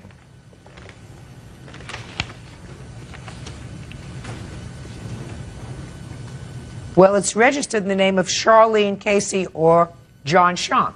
On the top line there where I circled, Your Honor, it says if this box is not checked, it's assumed as and. It says or. On the application for title, I don't care what the application okay. is. This is what the title says. Okay. Title says or. How much did you sell the trailer for? $1. Prove it. Well, I sold it to my daughter. I didn't have her sign anything, but I have a promissory note where I borrowed money to buy that trailer, and I paid it in full. Let me see. He paid no money towards the trailer, Your Honor. I paid it all. I sold another horse trailer to buy that horse trailer, And what'd you put it in his name for, too? I don't know why. I don't know either. I don't even know. I don't know either. Being nice. Now you got to pay for it. Can I show you my other evidence? Just a second. Please? Okay. Listen to me. All right. You did it. No court is going to go back 2 years, 3 years, 4 years to figure out what was going through your mind when you put this in both names. You put it in both names. Do you understand? Yes, and I know why I did. I don't know why you did. You wanted to be nice because you were living with him as a family and you were going into business with him. And it was supposed to be a business that you were going to work up, make a living from, whatever. So you can't sell the trailer to your daughter for $1 because that's a lot of who shot John. Don't play with me, madam. Don't play with me. Judge Judy continues in a moment. When he threw the phones across the room, I jumped out of bed and grabbed the phones and dialed 911 and stuck it underneath the sheets. He told me that he was going to rape me, and then I clicked off the phone, but she heard him say he was going to F me up. Real cases, real people. Judge Judy. John Schonk says ex-girlfriend Charlene Casey threw his belongings into the swimming pool. Charlene says John stole her horse carriage. What's next, sir? Anything else? She made false report to Crime Stoppers accusing me of stealing the carriage. This is the original carriage that started the business, and she led them to believe that it was a random burglary that... Did you take one of the carriages, sir? I took 2 of them, Your Honor. 2? Yes, ma'am. Where are they? I have them both. You do? Yes, ma'am. How much do they cost when they were purchased? One of them was $4,200, I believe, and the other one was $2,500. There was a lot of other equipment in the business also, Your Honor. I'm not getting into fax machines, Right. photo machines, telephones. I'm getting. No. So you have these 2 carriages? Yes, ma'am. And you sold the horse trailer to your daughter for $1. Is that right? Yes, it is. That's a wash to me. You keep the carriages. You keep the carriage. You have no horse. You have a horse. You have a horse and no carriage. You have carriages and no horse. Sounds to me perfect. I have I have the receipts. I paid for them carriages on my own money, on my personal account. Listen to me. You don't have a personal account. Yes, you I go do. into business with him. Can you look at my evidence, please? Oh, sure. I'm going to look at your evidence, but you don't seem to get the drill. You can do whatever you like with paperwork, and you can sell something that you believed might be a joint piece of property to your daughter for $1. But that doesn't mean when you come into court, I have to buy it. Right. You lived together with this man for 7 years. You started a business. He on. worked the business. You worked the business. He worked outside. You worked inside. He bought things that you needed for the business. And now you're separated. Now you say, here's all this junk. You figure it out. But you say, I'm going to protect myself the best way I can. I'm going to sell this piece of property to my daughter for $1. You say, I'm taking the carriages, so at least I have something. That may be all you're left with, except the $900 for Elvis and your picture. Now I'll hear you. Okay, ma'am. I did not file a false accusation. Here's my 911 transcript that when he attacked me and held me against my will, tried to rape me, tried to strangle me. I had marks on my neck. Here's my pictures. Shh. He was yelling at you. More than that. That's all it says. Well, this is because when he threw the phones across the room, I jumped out of bed and grabbed the phones and dialed 911 and stuck it underneath the sheets. So when he came running back in the room, it says he was yelling the at you. 911 officer heard him yelling at me, and then I clicked off the phone, but she heard him say he was going to F me up. And also when he was attacking me, he told me that he was going to rape me. Doesn't say that here. Because I didn't have 911 phone call on at that time. This is when he first attacked me. Yeah. And here's my pictures of the mark he put on my neck, how he busted in my room, And I tried to call for my son for help. I tried to get my arm to raise the window up to call for my son for help. He hurt my arm. That's why he left, because I had 911 on the other line, and he ran out the back door, and then the police came, and I went that day and got my injunction. Real cases, real people. Judge Judy. John Shank claims ex-girlfriend Charlene Casey damaged his property by throwing it in the swimming pool. John says she also owes for the cost of a horse.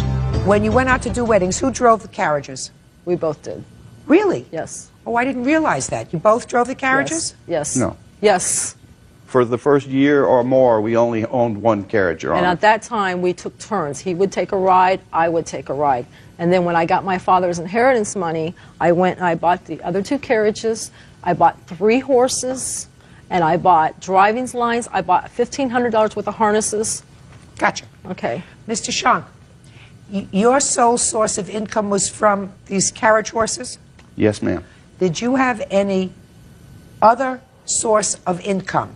When we originally started the carriage business, I had a full-time job for the first 2 to 3. Did you have any savings? No, ma'am. So it is a fair statement that Ms. Casey makes when she tells me that she, in fact, invested the vast majority of the money for the property that formed the business. Yes, ma'am. Then how can you claim that you own these carriages that you took? I originally bought the first carriage. I started the business. No, you originally bought one carriage? Yes, ma'am. Okay. And horse and harness. Just a second. With what is my question? With what? I was working a full-time job at the time, and I sold my horse. Which horse? I had a horse before the carriage. We had horses all along. I see. So how much did you put in when you started the business? When we started the business, the first carriage was, I believe, $2,500. I'm not exactly sure of the price, but it was right in that neighborhood. And where is that carriage now? The first horse was $2,000. Where is that carriage now? I have that carriage. How many carriages do you have altogether? I have 2. So the other carriage belongs to her? And Yes, half ma'am. of the other one belongs to me, too. The other carriage belongs to her? One carriage belongs to her. And So why didn't you give it back to her? well, this was another carriage, the third carriage that we owned. She changed the locks on the storage unit. Didn't allow me to work at all. After I got my injunction. Okay, I'm sorry. And I had nothing. She had my horse. She had all my belongings, everything, and I just took whatever I could take. Because All right, we have to give her back that carriage. Now, is there any way of identifying that carriage from the other carriage? Yes. How? It's white with red velvet seats. It was made in Canada, and it has a stamp on the back. Your Honor, this carriage was given to me as a gift right here, and she has it at her house. That one goes back to her in 5 days. The one that she's just described, and I will prepare the order. Do you understand? Yes, ma'am. Do you understand? Yes. Now, do you have one that belongs to him at your No. house? What is the one he's talking about? I have no idea. I never. She bought this maroon carriage and gave it to me as a gift. She That's said, a lie. "This is your carriage. The That's white a one lie. that I'm buying is mine." Forget it! Okay. Now, you get $900, and you get the picture of your son. You will return to her within 5 days the carriage. And I'm not satisfied that there was not an incident in the room after examining the photographs. I think that you had a couple too many beers, Mr. Shank. Now, I agree. your countersuit is for lost wages and future income. Right. Forget it. You want the return and value of personal property. So you're getting Right. back one of your carriages. And my harnesses. How many harnesses do you have? I have 2 harnesses. Your One Honor. goes to her, one goes to you. Anything else? Okay, this is a receipt that I paid $1,273 of the carriage that he says that he paid for. Listen to me. And this is my... I've given you absolutely more time than anybody else Here it could is. give you with regard to this. With regard to this horse stuff. harness right here. Just listen to me Okay. carefully. It is absolutely impossible without experts who can value a business, who can value what everything is worth now, 2 years later, 3 years later from when you purchase them, to make a judgment. This is not a marriage. Now, if you've been married, something else. Then you get somebody who will value all of your joint and single property and say, we're going to divide it in half, you take half, because it's all marital property. You have some receipts, you paid for some stuff, he paid with his time and working in the business. You now have horses and carriages, you now have a carriage. Uno, one carriage. You have no horse, is that right? No, ma'am. Maybe you want to buy one. He stole everything. I had She no has way two to go to carriages work. right now also. Sir, ma'am, And a hay wagon. I had no way to go to work. I have 2 minor children at home. He stole every way I had to make a living. He stole the tool that was to fix the other carriage. So You 3 spent weeks. 7 years of your life with him. No, the business was in my name only. I have my occupational license for the past 3 years. Where it is in my name only. My question is, so you're saying he was a paid employee? He was an employee. Did you pay taxes for him as an employee? No. Goodbye. I tried to get him to pay taxes. I tried to get him to pay Goodbye. his taxes. He wouldn't pay them. No. Listen to me. My question is, he may not have paid them. Did you file? I tried pay to his. get him to Listen go. to me. Did you pay his Social Security? Did you give him a W-2 or a 1099? I tried whatever to you get him to do No, it. no, no. Listen to me, madam. Come over here, sir. Don't walk out on me. I'm Get sorry. back on me. I walk out on you. Okay. Did you 1099 him at the end of the year that this is what he earned? The answer is no. No, because I asked him to go with me, and he would not go. He doesn't have to go anywhere with you, madam. All you have to do is 1099 him, send it into the federal government. Did you pay his Social Security? He would not The go with- answer, he doesn't have to go anywhere. Did you pay his Social Security? I didn't know how The much he answer- made. He would not tell me how much he made. He stuck it all in his pocket. Not true. I never He knew. was a partner in your business. That's he- the way you set it up. It may He have never been in told your me how name. much he made. Say goodbye to him and to me. Goodbye. And now the next case. All parties in the matter of Kime versus Cameron. Step forward, please. 19-year-old telemarketer Janae Kime is suing her ex-boyfriend, 24-year-old landscaper Wade Cameron, for crashing her car by pulling the emergency brake while she was driving. Miss Kime, according to your complaint, you were driving the defendant's car home from some sort of an event because he was intoxicated and couldn't Correct. drive. You got into an accident, you caused a great deal of damage to another car, and you were ordered to pay restitution. And you believe that the defendant should pay that restitution because it was his fault, because he pulled the emergency brake, Correct. which caused you to skid out of control and hit the other car. Mm-hmm. The defendant says he did, in fact, pull the emergency brake, but he pulled it because you were driving erratically. That's your defense. Yes. How do you know each other? We're dating. How old are you? 19. And you? 24. What was the date of the accident? January 3rd, 2002. Where were you coming from? We were coming home from a party that night. Had you gone together? Yes. Just the two of you? No, there was 3 other people with us in the car. Were the other 3 people in the back of the car intoxicated? Yes. But you were not. I was not. Real cases, real people. Judge Judy. Janae Kime says ex-boyfriend Wade Cameron caused her car to crash when he abruptly pulled the emergency brake. Okay. Now, tell me about the accident. I was driving his car home from the party.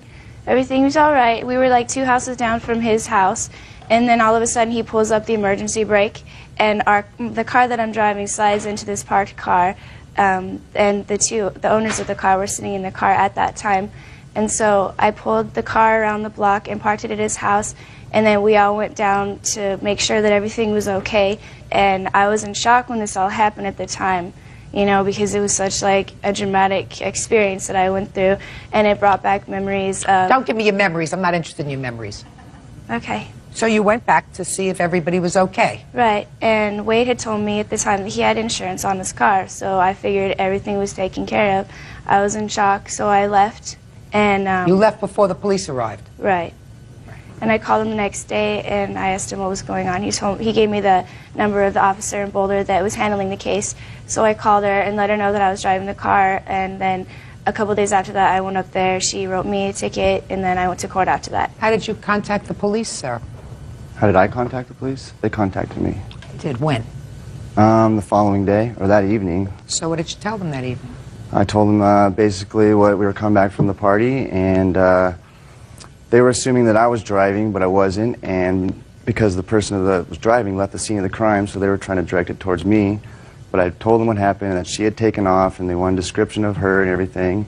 And then that once that I'd gotten contact with her, to have her contact them. Let me see the police report.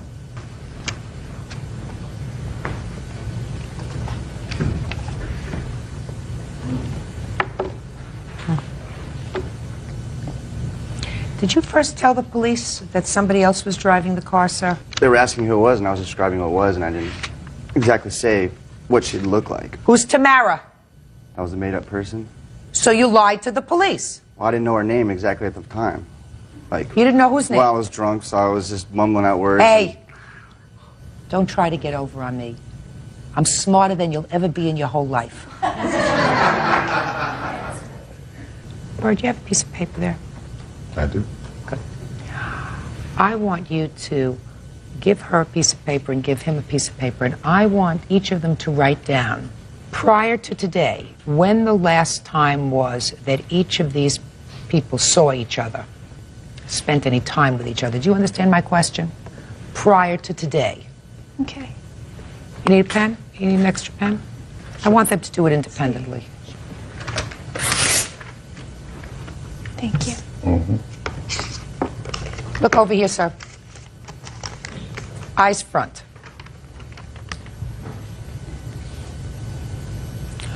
Write down the date. The exact. Write down the date that each of you remembers that you spent any time together prior to today's date.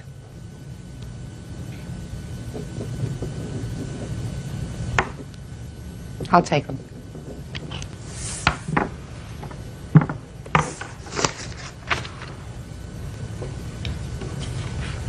Thank you. His, hers, yours. Thank you. Okay, very good.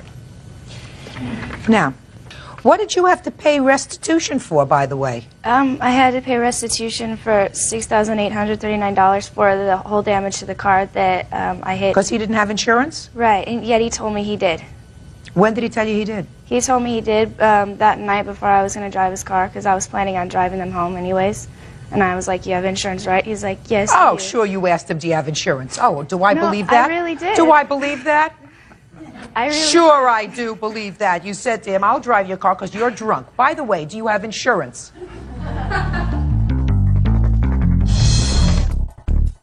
I want to tell you something. I think that all of you people got together and made up a very good story. That's what I think. It's not going to wash with me. I don't believe he pulled the emergency brake. I believe the car spun out of control. Did you have a driver's license? Yes, ma'am, I do. Good. After this whole thing happened, did he accept full responsibility? We had had conversations, about this happening, and he promised that he would pay me $200 a month for all the restitution bills, because I have to pay $200 a month for the next 4 years for this car that he wrecked. How much longer did you date after this incident? We didn't date at all after this. The only time that we saw each other was just to converse about this, about the case, and about what would Really? happen. Where were you? It had been maybe at his house a couple of times when I go up there. At his house a couple of times? Yeah, when I would go up there to go try to get the money, because I couldn't get a hold of him because he was avoiding my calls. Okay. And when was the last time you saw him to ask him for money? Last time that I saw him was a couple of months ago. The last time I asked him for money was a couple weeks ago or probably about 3 weeks ago, before I went and filed the case in Boulder. And where were you when you asked him for the money? I was at my house on the phone the last time. When was the last time you saw him? The last time that I saw him was... At his house, at your house? At his the house? Coffee, something. No, I just asked him for money. It was probably about 2 months ago.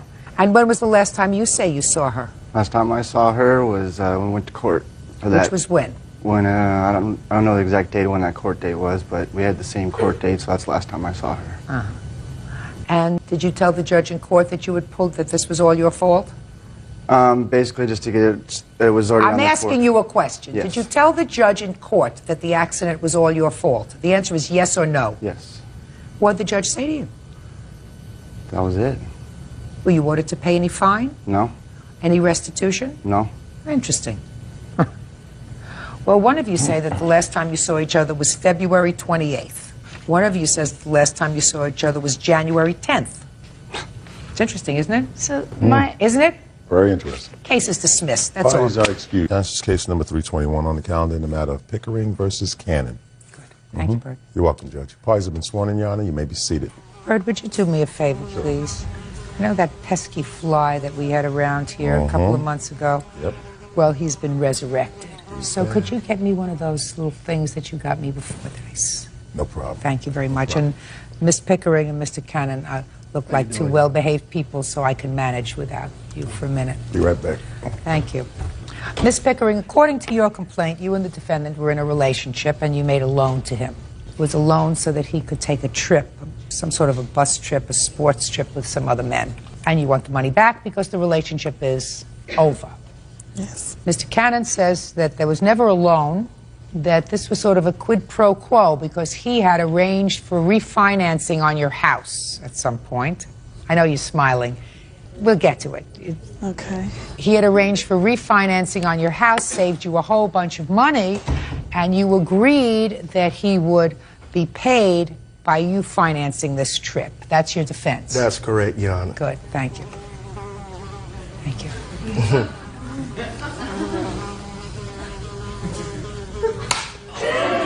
Thank you, Miss. Yeah. I know it was on the lip. Anyway, thank you. So, Ms. Pickering, were you and the defendant living together? No, Your Honor, we were not. We were dating. Objection. Listen to me. Listen. Don't interrupt her. Do you understand? Yes, you will have an opportunity to speak when she's finished. Yes, ma'am. Go.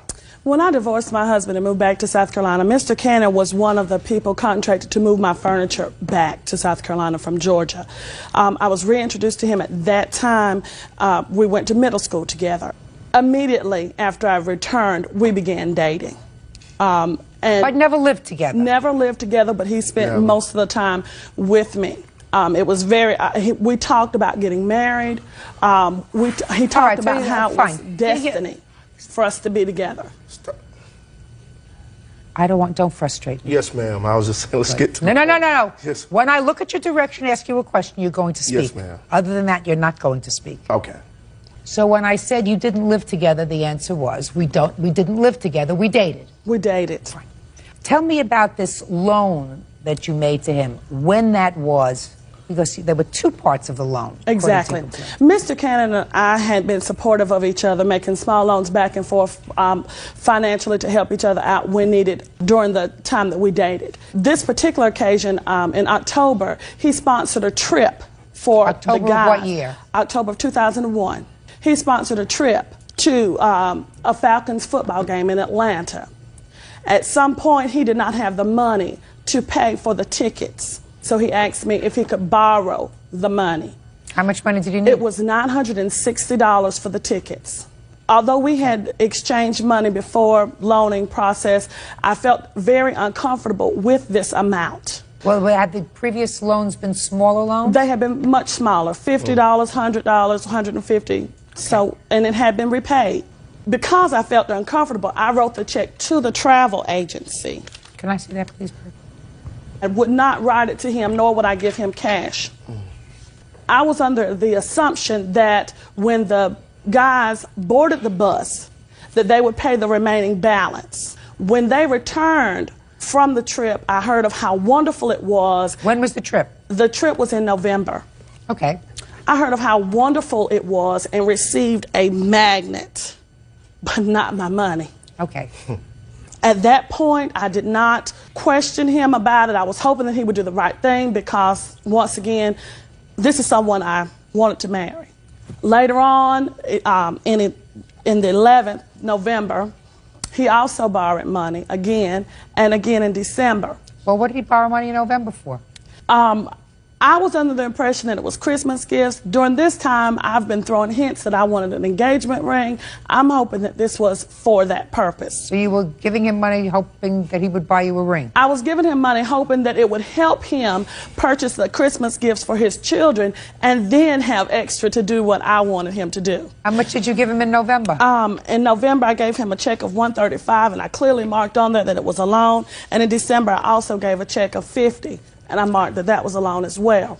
Miss Pickering, He hadn't paid you back the October money yet. Why are you giving him more money? At that time, we were talking about moving in together. I was, lack of a better judgment, I was a fool for love. All right. Okay. I'm not interested in these two little loans. I'm not interested in that because that comes under the category of stupidity. If you lend somebody almost $1,000 and they don't pay you back when they get off the bus, and you lend them another $50 and another $135, then you're not too smart. But once again, Your Honor, he was promising me the whole time, making promises. This is someone. Promises of what? Of commitment, of relationship. Just a second. repaying. I don't care about commitment relationship. That's not my job. You want to go commitment relationship? Go on Jerry Springer. If you want to come here, this is a court. Court, you talk about if he's making statements. He was making statements about returning the money. Exactly. That's all I'm interested in. And he had returned money in the past, and I indicated that it was a loan on the check. I understand that, madam. You're not following me. If you give somebody almost $1,000, which you said to me a moment ago was more money than you had ever given them, and you thoroughly expected him to have the money as soon as he put his keister back on land where you were, and all he gave you was a magnet. Yes, sir. Right? Then when he comes to you and says, I need another $135, I need another $50, you say, you're not getting another penny, my dear, until I get back my $960. And if you do, deal with it. And I don't want to hear about commitment. Commitment, we go someplace else. Commitment, we don't deal with here. All right. Let me hear from you. I'm glad you settled that for me, Your Honor. Don't thank me yet. I'm not finished with you. Where's her $960? Judge Judy continues in a moment. So I, being the wonderful person that I am, tried to save her a lot of money by letting her go through one of my mortgage brokers. What did that cost you? It didn't cost me anything. What it did saved her thousands. Right. Real cases, real people. Judge Judy. Kendra Pickering says ex-boyfriend Charles Cannon owes for the cost to attend a football game with his friends. Charles says he saved her thousands by helping to refinance her mobile home. Go ahead. Actually, it should be a balance of $40 owed to me. Just tell me where, honey. Because at the time, right before, I think it was right around September, I was working part-time selling mobile homes. By doing that, I was involved and had relationships with several different mortgage companies. At the time, Ms. Pickering was talking about getting a house refinanced. She had went around to several different other mortgage companies. I did not. I don't want to hear you. Thank you. Talking. Keep talking. I can multitask. Actually, she was thinking about refinancing the house through the mortgage company she was in at the time that she was thinking about refinance. So I, being the wonderful person that I am, tried to save her a lot of money by letting her go through one of my mortgage brokers. And what did that cost you? Actually, it didn't cost me anything. What it did, it saved her thousands. Right. Didn't cost you anything. So I agreed. I said, well, look, she's getting $13,000 back. I said, well, I agree to set you up with the guy. Just give me a $1,000 referral fee. What kind of character are you? We wasn't in a relationship. This is what kind of a character her are you? imagination of this marriage. Listen to me. What kind of character are you? Wonderful. You know, No. Not wonderful. Not I had wonderful. to pay. Could you quit Not asking? wonderful. Yes, ma'am. And don't tell me no relationship, because although I'm not entertaining these things, clearly she gave you this money. Well, it wasn't to the extent that she's saying, you know. Don't give me extent. Whether you have a little extent, sir, that's your problem, or a bigger extent, that's maybe everybody's problem. He has a smaller extent, he won't acknowledge that. Well, listen to me very carefully. If you have even a smaller extent relationship, which will be your long-term problem. Yes, ma'am. Or not. Yes, ma'am. If you are in a relationship with somebody and intimate with somebody, and if they need something and it doesn't cost you anything, because you know somebody who can help her out getting refinancing for her house and you hook her up with that person, then you don't be a pig and say, well, I'm saving you all this money, so why don't you give me a little bit of money because I saved you all that money. You say, I'm glad I could do something nice for you.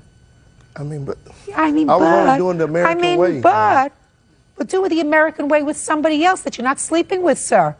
Well, Your Honor. Well, don't give me, well, Your Honor. You owe her $960. She gave it to you. Why don't you give the money back to her and say finished? My point is, the big point is, this was not an issue until she came to my house one evening. And I said, look, I don't want to be bothered. Okay, this was over a year after. She didn't file this till after a year after. I don't want to hear. Yeah, so? It wasn't a big issue till she came to my house. Yeah. Way out of control. I said, look, I don't want to be bothered. I'm ready to move on. And the police department had to come by. They told her, look, ma'am, you need to leave. And then she came up with the issues about the money. And they said, well, if that's the problem, you need to go file it in court. So if this lady is saying to you, this is standing in the way of my moving forward, clearly you benefited from this money. Clearly I gave it to you, $960. Yes, ma'am. I feel as if I've been used. You don't want a relationship anymore, and you don't want to return the money. Relationship, I can't force you, but the money, I want you to pay me. Then you give her the money. It didn't cost you any money, right? So you act like a man, whether you have a big commitment or a little commitment. You give her back the money. $960, judgment for the plaintiff, that's all. Parties are excused. You may step out. He knows that he's made promises of love, commitment, gave me a ring at Christmas, and now he denies all of this? Yes, it was spoken about. I'm just in awe at how he could lie. And now the next case. All parties in the matter of Oliveira versus Rodriguez. Step forward, please. Painter Alejandro Oliveira is suing his ex-girlfriend, machinist Evie Rodriguez, for the return of his belongings and for vandalizing his van. Mr. Oliveira, it is your claim that Miss Rodriguez, who used to be your girlfriend, vandalized your car and kept some of your property when she decided to terminate the relationship because she allegedly saw your vehicle in a motel, and she wasn't at the motel. She says she didn't touch your car, and you had plenty of time to get your property, and she doesn't have your property anymore. How long were you going out with her? About 2 years. Did you live together? Yes. And tell me when she vandalized your car. The night that she seen my van at a hotel room. What night was that? Oh, I'm not sure the exact date, but Better be sure, because if you're not sure, I can't hear your case. in the middle of July, I would say like July 15th. And where were you at the time that you observed her damaging your car? I was at my friend Jacob's house. Had you seen Miss Rodriguez at the motel? Did she try to get your attention? Yes. How did she try to get your attention, Mr. Oliveira? She was yelling out my name, come out, and asking me to come out, and I wouldn't come out. Okay, and you waited until she left? Yes. And what happened when you got to Jacob's house?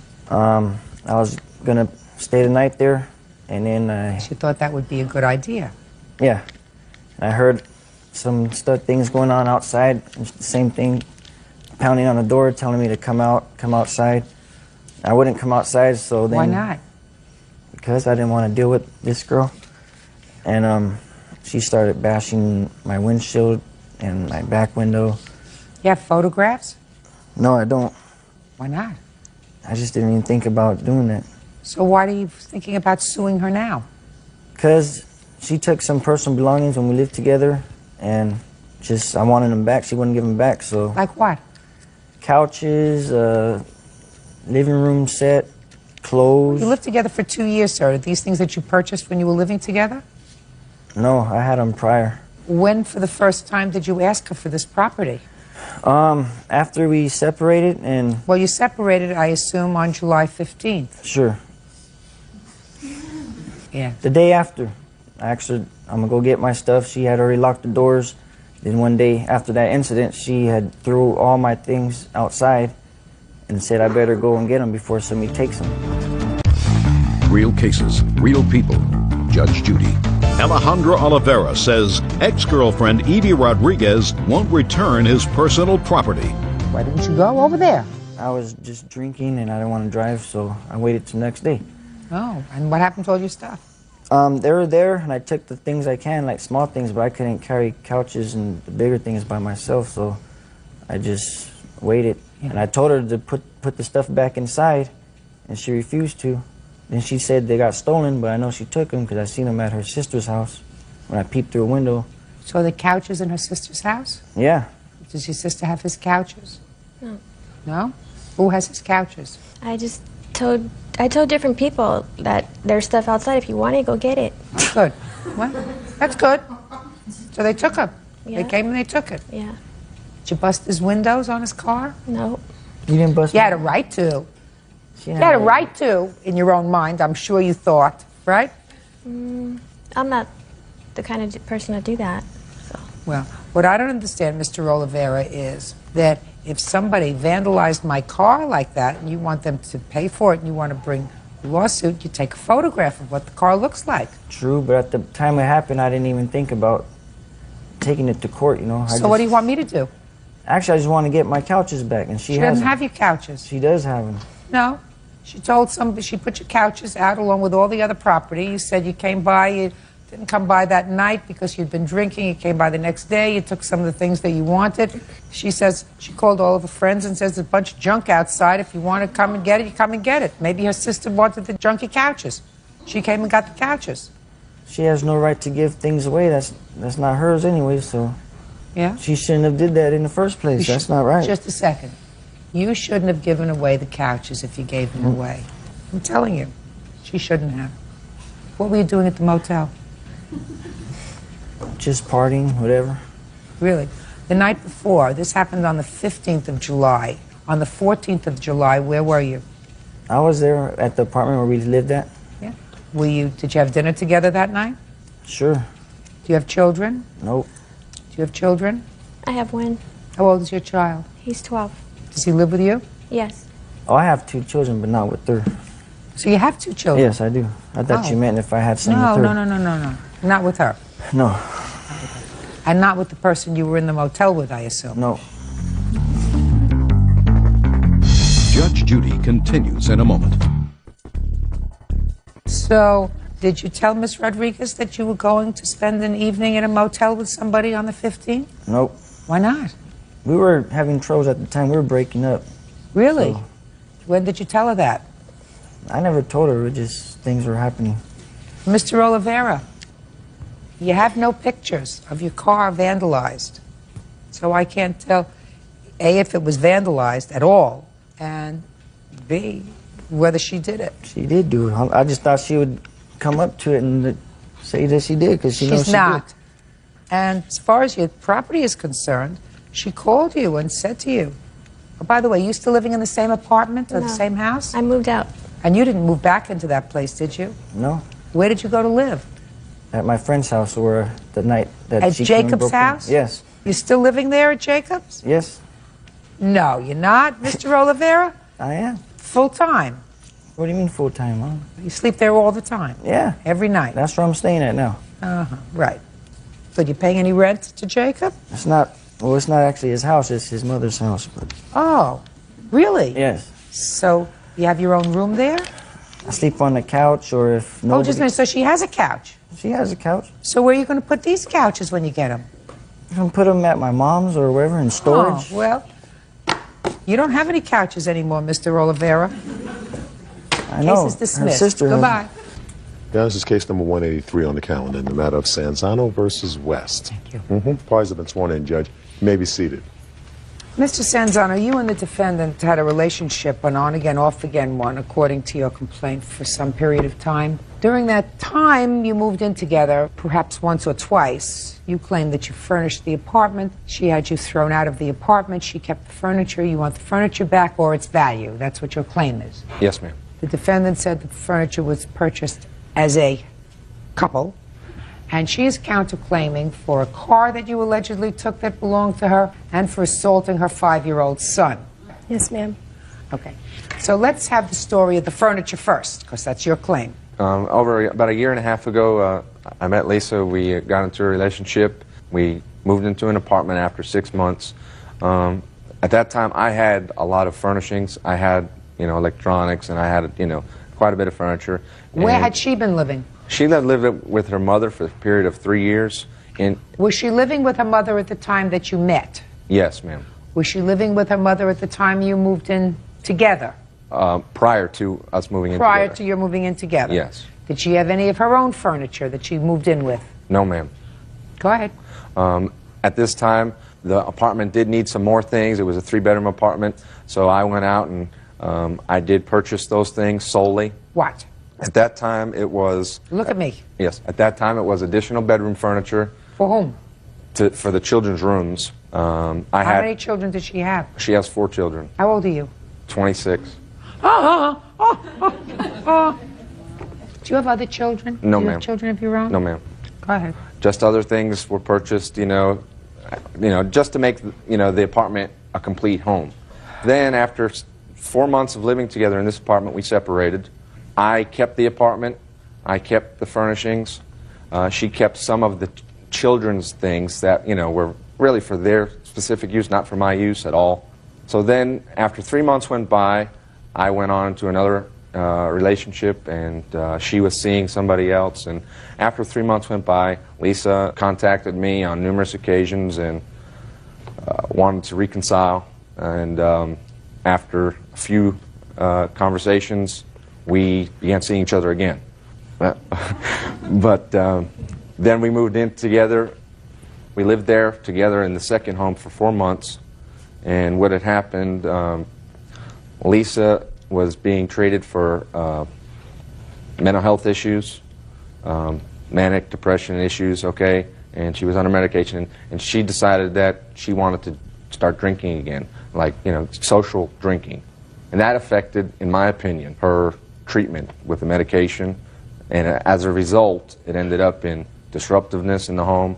She started to, get violent with me, physical with me. On the second occasion that occurred, I filed a police report rather than get violent back with her. 1 week went by. She decided that she wasn't going to come home anymore to the place where we were living. And she basically threatened me over the telephone from her mother's house, stating that I want the title to my car signed over to me, and I want you out. Otherwise, I'm going to have to file some false accusations against you to get you out through an injunction. Why was the title to her car in your name? Because I purchased the vehicle for her. Some of her monies were yes, included in that. Okay? I'll be very honest with you. Okay? But the total amount of the car?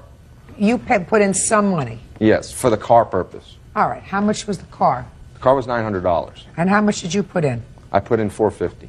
And she put in the rest? Yes. Okay. So that she would have a car to get to and from work. Okay. What kind of work was she doing? She's an administrative assistant for a glass company. And who watches the children? They go to daycare and they go to school, and we had them in summer programs during that time. Okay. So you were put out of the house eventually. What happened was, as a result of my filing of a police report against her, I went and proceeded to file for a domestic injunction. That was granted. Let me see the papers, please, that you filed and when you made the report. Okay. She then also... Shh, let me see. I can read dates. Okay. That was the police report, ma'am. The copy of the injunction.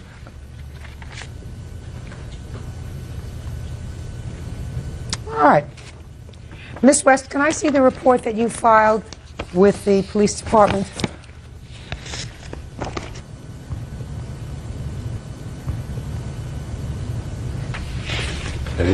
That's it. Judge, may I say something? Yes. Okay. To conclude the story, a week later, she did file such paperwork, which was out of due vindictiveness.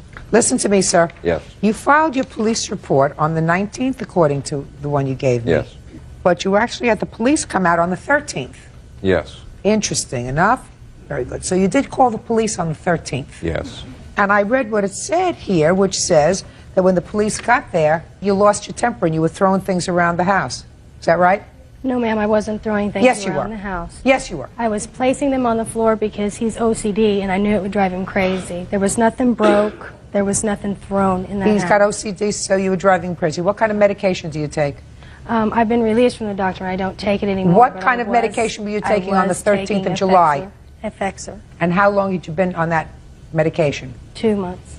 And during the time that you were taking that medication, I assume that your doctor, who is licensed to practice medicine in the state of Florida, told you that you were not to have anything of an alcoholic nature to drink. Is that correct? Yes, ma'am. And you were, in fact, drinking that night? I had 1 beer. I don't care whether you had 1 beer or whether you had a sip. You were drinking in violation of the doctor's direction. Is that right? Yes, ma'am.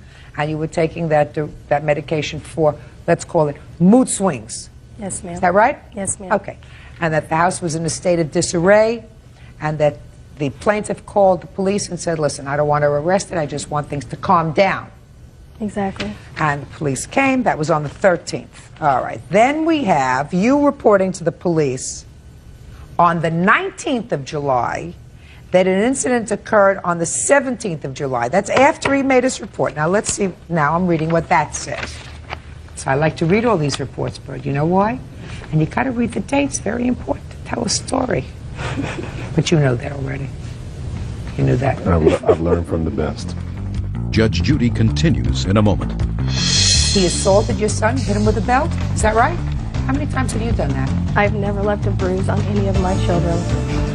Not ever. Get out of my sight. And later today, After I made a comment about his socks, telling him that his socks were dirty, he looked at me and he said, watch out now. Watch what happens to you now. real cases, real people. Judge Judy. Anthony Sanzano says ex-girlfriend Lisa West won't return his furniture. Lisa says Anthony beat her 5-year-old son with a belt. Mr. Sanzano, I want you to listen to me very, very carefully, sir. Did you ever hit any of Miss West's children? Look at me. Answer the question. Before I go further. And I will go further, so you might as well just get it all out now. I have spanked the children at some point or another during the period of the year and a half. And did you ever, when you spanked the children, spank them with a belt? No. Did you ever spank the children with any object? Look at me. Very, very careful. No. Be very careful. No, ma'am. That I don't believe. Okay. That I don't believe. So let's go back again. And I'm going to give you an opportunity to redeem yourself, sir. Did you ever spank the children with an object? I may have used a belt on 1 or 2 occasions. Listen. So does Miss West. Mr. Sanzano, there isn't a question in my mind that Miss West has hit her children. In fact, she kind of like showed me how we should discipline the children, because I'm new to this Mr. parental Sanzano, thing. Yeah. there isn't a question in my mind that Miss West has beat her children. Okay. She knows it, and I know it. I feel sorry for these 4 children. I don't know where they are now. Where are they? They're with my best friend. Best friend that's with somebody you live with? Yes, he's a roommate. New boyfriend. Hmm? New boyfriend. He's not my boyfriend. It's the same man she saw the first time we separated. Mr. Sanzano, we're talking here about some furniture? Mr. Sanzano, I want you to speak to me, sir. We're talking here about some furniture. Yes, ma'am. Miss West got possession of the home that we both jointly had assets in. She's still living there. Yes, ma'am. And some other guy is sitting on the couch that you bought, and some other guy is sitting in the chair that... Yes, ma'am. Sitting on some of your mother's stuff, Yes, ma'am. and the children are sleeping in the beds that you bought, Yes, that's... and you're 26 years old, Yes, ma'am. and you got out scot-free. Yes, ma'am. You didn't have a baby with her, right? No, ma'am. This is what if I could make an order, this is what it would be. That you step back 2 steps, you get down on your knees, and you kiss the ground, and you look up and you say, thank God, and you walk out of here. Mr. Sanzano, I'm going to tell you a couple of things, sir. You lived with this lady, and there's no way that I'm going to go and figure out which toaster belongs to who, and who paid for a couch, and who didn't. You decided to live with her twice without benefit of marriage. We don't have a court for people who live together. She had you thrown out of the apartment. She had you thrown out of the apartment for, at that time, good reason. You used excessive corporal punishment on one of her children. I was not arrested nor charged. I don't care whether you were arrested or charged. You used excessive corporal punishment on one of her children. That's not your place. You are not related to them. Even if you're related to them, you can't use excessive corporal punishment. One day, she's going to have her children removed from her custody. That's what's going to happen. If she uses excessive corporal punishment on her children and leaves her children with people who she shouldn't, eventually her children will either grow up to hate her or they'll be removed. But you're 26 years old. This is a lady who has 4 children. She's had a life experience. She has certain psychological problems. She's on medication. She's not handling the medication well. Just listen to this. She's not handling it well because she does things she's not supposed to do. She drinks and she takes the medication. You're 26, getting to be fully cooked, getting there. Right now, all you're out is a sofa. That's it, a sofa and maybe a VCR. You're not paying child support for the next 21 years. Do you understand? Yes, ma'am. Step back, kiss the ground, and say thank God. Now, you're suing him for a car that maybe you put in most of the money for. Is that right? Is that right? Yes, ma'am. You got all the furniture. In the house. Shh. Not the house. You didn't buy her a house. You rented an apartment. You got the furniture. Consider yourself lucky. You got a house full of furniture, a lot of which he bought. So what do you expect? You expect the money back from your car? Of course not. He assaulted your son, hit him with a belt? Is that right? How many times have you done that? I've never left a bruise on any of my children. Not ever. Get out of my sight. Your case is dismissed and so is your counterclaim. Parties are excused. You may step out. He's controlled my life for 2 years. Somebody had to take head of the household, and so I did. Make sure you know people before you fall in love with them and trust them. The woman I met was unstable from the start. It's over. I can walk away. It's done. And now the next case. All parties in the matter of Boncheva versus Lohorn. Step forward, please. 17-year-old Petya Boncheva is suing 23-year-old welder Larry Lohorn for keying Petya's car. Larry is denying the charge. All right, this is not going to take long, Bird. Don't get too comfortable. According to your complaint, you knew the defendant. Whether you liked him or he liked you, I quite frankly don't care whether you were friends or not, but according to your complaint, you were at somebody else's house. You walked into the house, he's sitting there with his shoes off, and you commented that he had dirty socks, which irritated him. The next thing you knew, you went outside, so you saw that somebody had keyed your car, and you say it was the defendant. He says, you did comment about his dirty socks, but he didn't key your car. Correct. Is that right? That is correct, Your Honor. I probably think you keyed her car. Just watching you, watching your body language. I'm really smart when it comes to that. I think you did do that, but it, see what I mean? Yes. But it's up to her to prove it to me. And you have no witnesses, is that right? No. Nobody saw him do it? No. He didn't admit that he did it? No.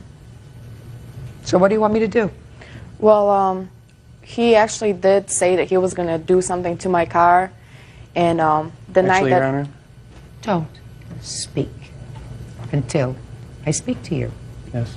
The night that he keyed my car, we were over at my friend Keith's house. Don't give me the whole story. I want to know. He said he was going to key your car. When did he say he was going to do something After I made a comment about his socks, telling him that his socks were dirty, he looked at me and he said, well, you really shouldn't make comments to people that know what kind of car you drive. So I said, you don't even know what kind of car I drive, and he reminded me how we met and the night he'd seen my car, so I was like, okay, you know, he knows my car. Then right after he made a comment, he said, well, you better watch out now. Watch what happens to you now. So you have pretty good reason to think that it was him, right? Yeah. But you understand that in court you have to have proof.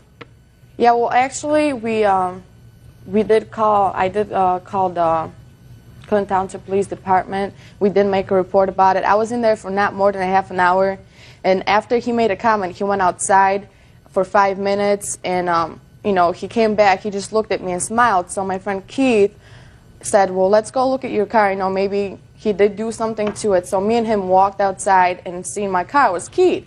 Right after he was out there for 5 minutes, came back, and, you know, we went outside. So what did the police tell you when you reported it? They told me to make a report about it, take him to court, because... They couldn't do anything about it because you had no witnesses.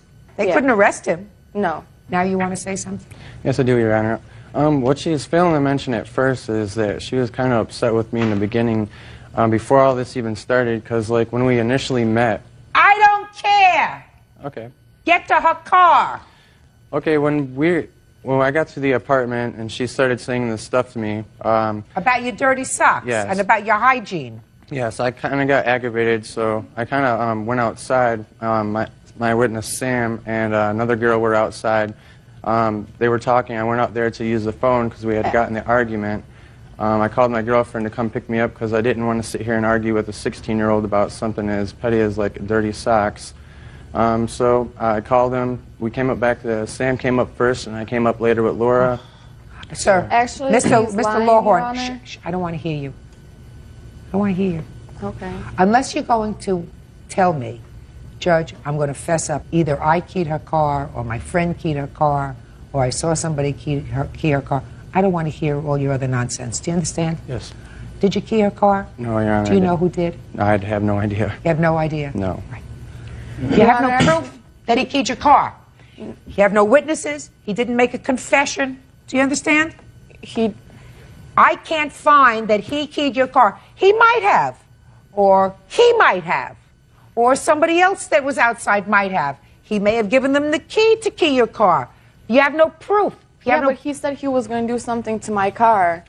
So, and I was in there for not more than a half an hour, and we walked outside as soon as she came in, and my car was keyed. No, Sam was not outside with him when he went outside. Neither was Laura. They were all in the apartment with us. Well, they weren't. They were all Listen to in me. there. So he went outside alone. You have no proof that he keyed your car. Not sufficient in court, anyway. Not sufficient for the police to arrest him for vandalism, and not sufficient for me to be able to charge him for fixing your car. He might have done it. Probably did, based upon his body English, but I can't make a judgment based upon that. So unfortunately, I have to dismiss your case. That's all. Now, this is case number 173 on the calendar in the matter of White versus Dreyer.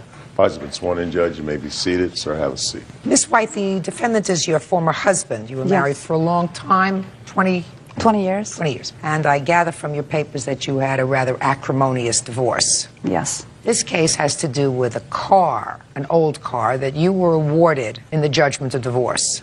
Correct. So why don't you tell me the story about the car and what you're suing him for? I was awarded the 1991 Hyundai in the divorce settlement. And at the time that you were awarded the car in the divorce settlement, where was the car located physically? It was at our home. You say at our home, pointing to him. Did he stay in the home? No, I stayed in after the divorce was filed. I stayed in the home for 6 weeks afterwards. With him? Right. And then you left? Yes. I left the home.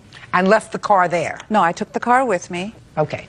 It was agreed that we would leave the car in his name. And then we had agreed that my son, our younger son, who was living with his father, would get the car in January when I bought a new car. And this you discussed with the defendant? Yes, I did. So what did you do with the car? Our youngest son came to live with us in February after having problems with his father. And Came to live with you? Yes. And his father became very angry, vindictive.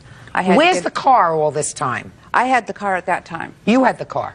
My son was driving it in January. It broke down in June. It sat there on my property for a couple months. Our oldest son had come over to my house, asked if he could have the car. I said, sure, take the car.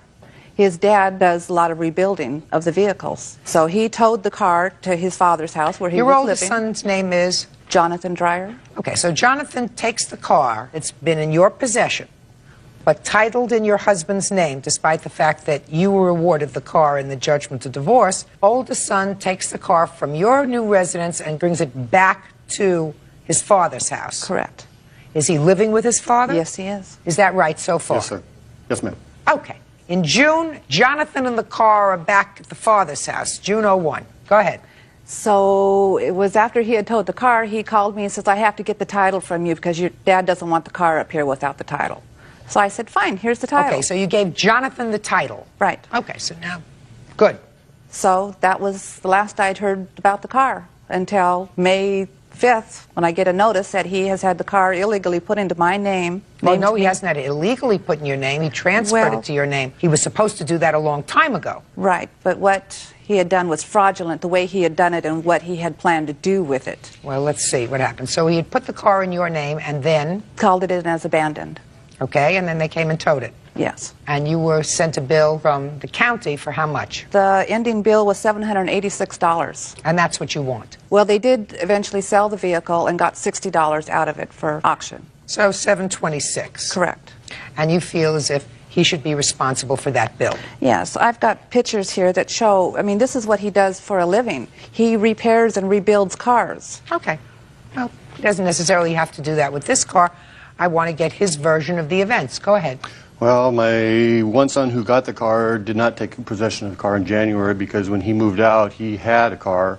that I had given him, which was an '84 Volkswagen Scirocco, at which time I had it put in report of sale and transferred to him. I'm talking about the 1991 Hyundai. Let's get there. Jonathan brings it back. Jonathan brought it to my back house. to your house in June. When I got home from with work. your permission. No, was not with my permission. Okay. Did you tell him to take it right back? Yes, I did. But he didn't? No, he did not. Okay.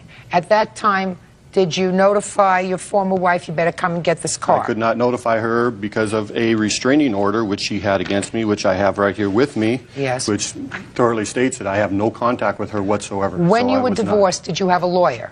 Yes, I did. Then you call your lawyer and you say to your lawyer, send her a letter indicating she better come and get the car. Then you're not having contact. Do you understand? Right. All right, so don't give me this. You're not an unintelligent man. There are many ways to deal with this kind of problem. Call your lawyer and say, I don't want this car on my property. It's her car. I'm turning it over to her. She's got the car.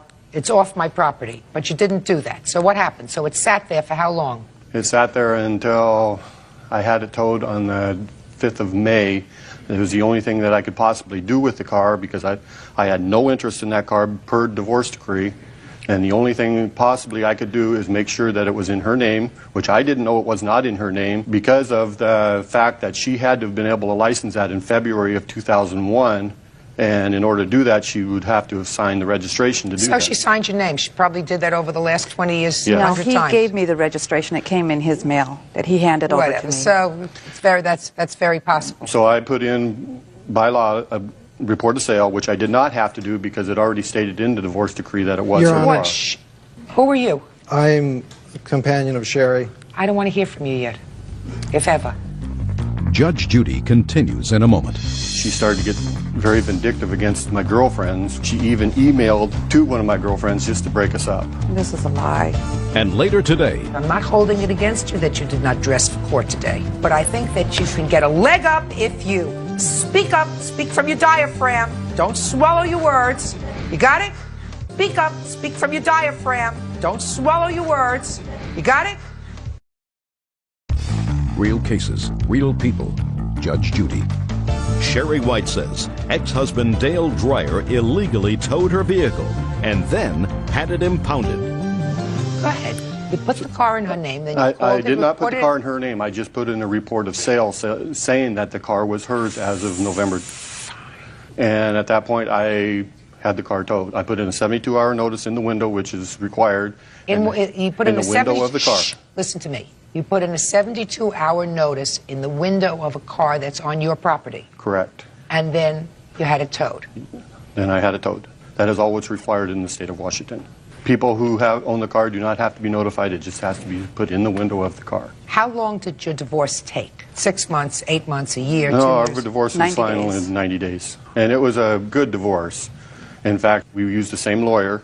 It wasn't until January when she started to get very vindictive against my girlfriends, where she even emailed from the work computers to one of my girlfriends just to break us up. She's been doing this since we've been divorced. This is a lie. Don't you think it would have been the smarter thing to do, instead of having the car towed off your property, to have it towed onto her property? She would have still got the towing bill, and it still would have came back to me. Maybe. Maybe. And maybe not. But right now, she's got a bill of $726. Correct. Because you really didn't do the right thing. It is the only thing I could do. No. What you could have done to protect yourself was get in touch with the lawyer that you both used and say, look, I have this car, and if she doesn't make arrangements to come and get this car off my property, I am going to have it towed. I don't want to look at it anymore. Which would have been more expenses for me, Your Honor. You mean to write a letter? For the Or lawyer to call write- her? No. No, come on. My lawyer charges me $185 an hour, Your Well, Honor. that's all right. This would have taken all of 3 minutes. The restraining order. This would have taken all of 3 minutes. Correct, Your Honor. So as a result of what you did, she's got this bill. You think that's reasonable? You're the father of her children. She's the mother of your children. You're not supposed to do things to hurt each other. Neither one of you. Correct. You're not supposed to do things to hurt each other. If it didn't work out, it didn't work out. Whether it be 10 years, 20 years, 25 years, doesn't work out, you say, sorry, but you don't do things to hurt each other because that puts your kids in the middle. Is Jonathan still living with you? No, Your Honor. When did he leave? He left approximately 2 weeks ago. Where did he go? Unknown. You don't know where he went? No, I don't. Do you know where he went? Yes, I do. He's living with his girlfriend and her family. How old is he? He's 20. Did you have an argument with him? Yes, I did. Do you see your youngest son? Yes, I do. He comes over to visit? He's called me numerous times in the last month and a half. Has he come over to visit? Yes, he has. So there's not a problem with him? Yes and no. I can't answer that. The reason is yes, there is a problem with him, but I am dealing with the problem. Okay. Well, deal with this better.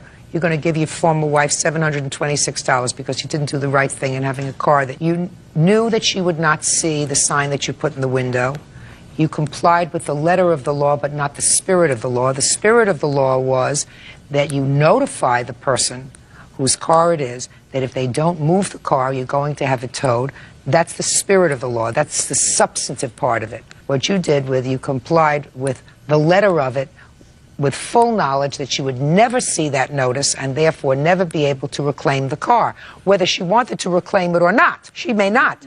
Can I interrupt? Your Honor, I have a statement here from the Department of Motor Vehicles stating that she had 15 days to convert the title over into her name. And if it was not done within 45 days, it is actually considered a misdemeanor. Listen and to she me. never did it. It is Listen still to at me. this date isn't. Listen to me, sir. There was originally an agreement that I believe that your youngest son wanted the car. He took it, then he decided he didn't want it. The oldest son said, I want it. He brought the car to your... Listen to me. Your oldest son brought the car to your house. After a while, you said to him, I don't want it here, but he never did anything about it with taking it back to his mother. You knew the whole derivation of the story. It wasn't that she had the car towed to your house and left it there to annoy you.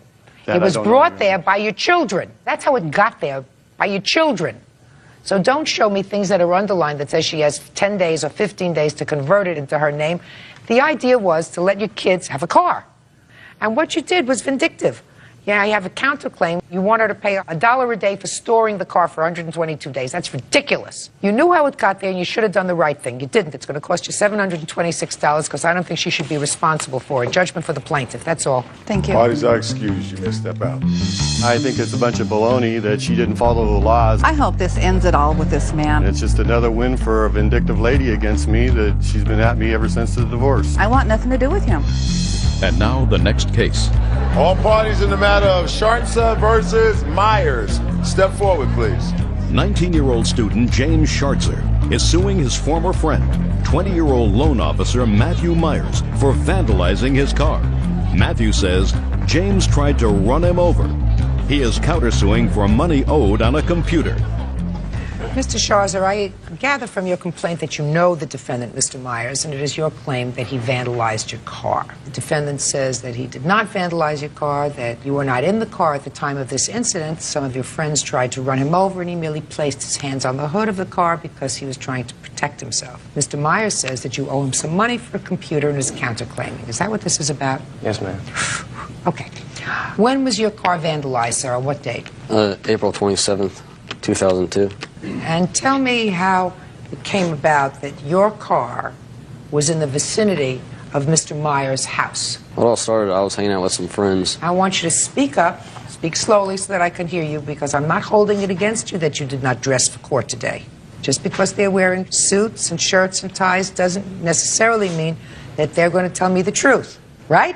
Right. But I think that you can get a leg up if you speak up, speak from your diaphragm, don't swallow your words.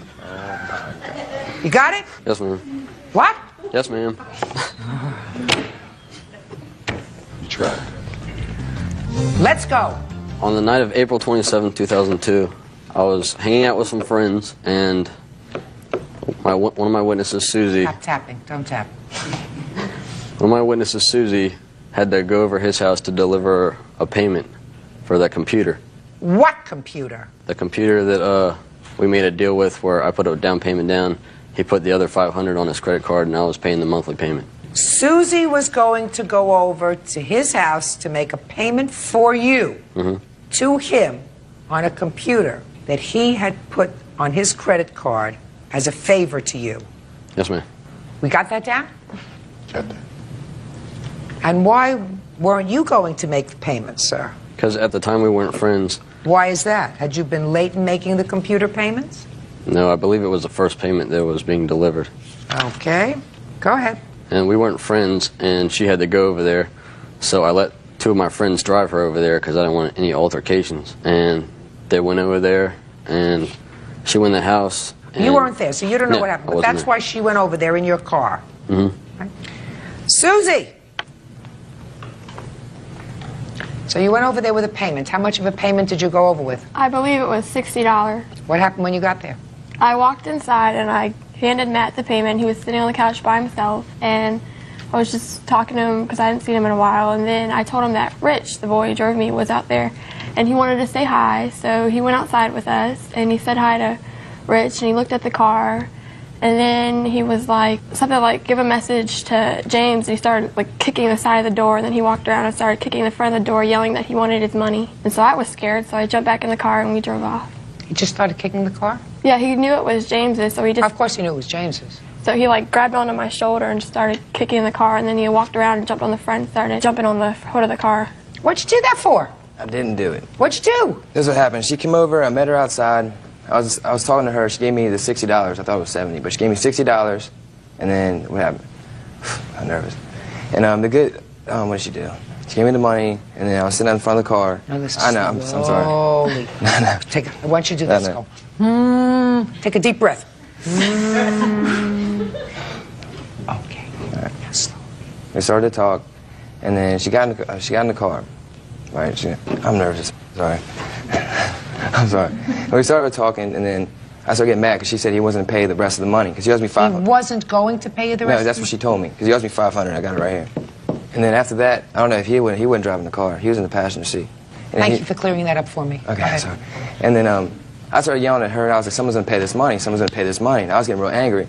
And what happened was she jumped in the car, and I thought they were going to back out the driveway. I was yelling at him. When he jerked forward on the car, I slammed my hands on the car real hard, and I went over to the driver's side and ripped the person out of the car. I was angry because they were trying to run me over. He took off real fast. That's basically what happened. Let me see the damage to your car.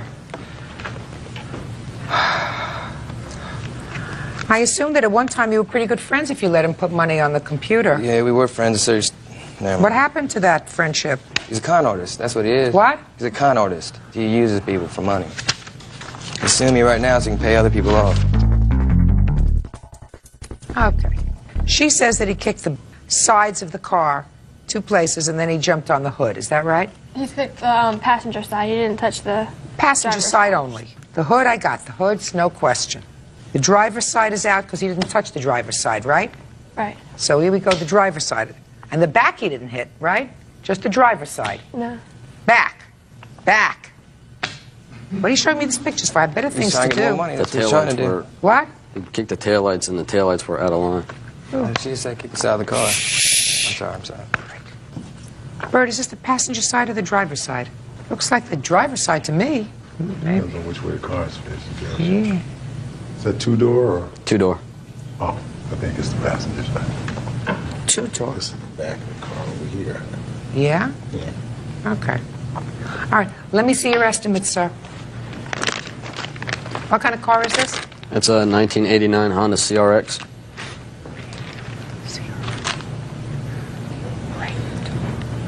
Left door damage. Left quarter dents. Left to light. Left quarter. He only kicked in one place. Before I was told that he went all the way around the car. That's not what you just said, He right? went on the passenger side, and the passenger mirror, and then the hood of the car, and that was it. All right. Whole car isn't worth $3,200. Yeah, it's worth $29,333. I got it right here in Blue Book. Okay. Are you still driving the car? It's getting a new motor put in right now. Well, maybe this will help pay for some of the motor. All right, now tell me about the computer. Well, basically, yeah, my brother was there at the time. I put it on my credit card with him. How much do you owe him for the computer, sir? $500. So he still owes you $500? Yes, exactly. Okay. And you can't dent his car, sir, in order to get your money. I'm giving him $1,500 for all the dents to his hood and the dents, because he's got bad dents to his hood where you lost your temper. No. You lost your temper, sir. Lost your temper. You were angry. You lost your temper. You got to pay for that. But from that, I'm taking away $500, which I'm awarding you on your counterclaim, which means I'm entering a judgment for the plaintiff, nothing on your counterclaim, because I'm setting it off in the amount of $1,000. That's all. Yeah, this is case number 148 on the calendar in the matter of Wilmore versus Stevenson. Parties have been sworn in, Judge. You may be seated, ma'am. Have a seat, please. All right, there are lots of pieces to this lawsuit, so let me see if I can simplify them. take one piece at a time. Mr. and Mrs. Wilmore, the defendant was a tenant of yours for a period of time. It is your claim that she owes you for past due rent, that she owes for some utility bills, that she owes for some damage done to the property, and in addition, Mr. Wilmore, that she had you falsely arrested and you spent a few hours in jail as a result of that arrest, and you want to be compensated for that.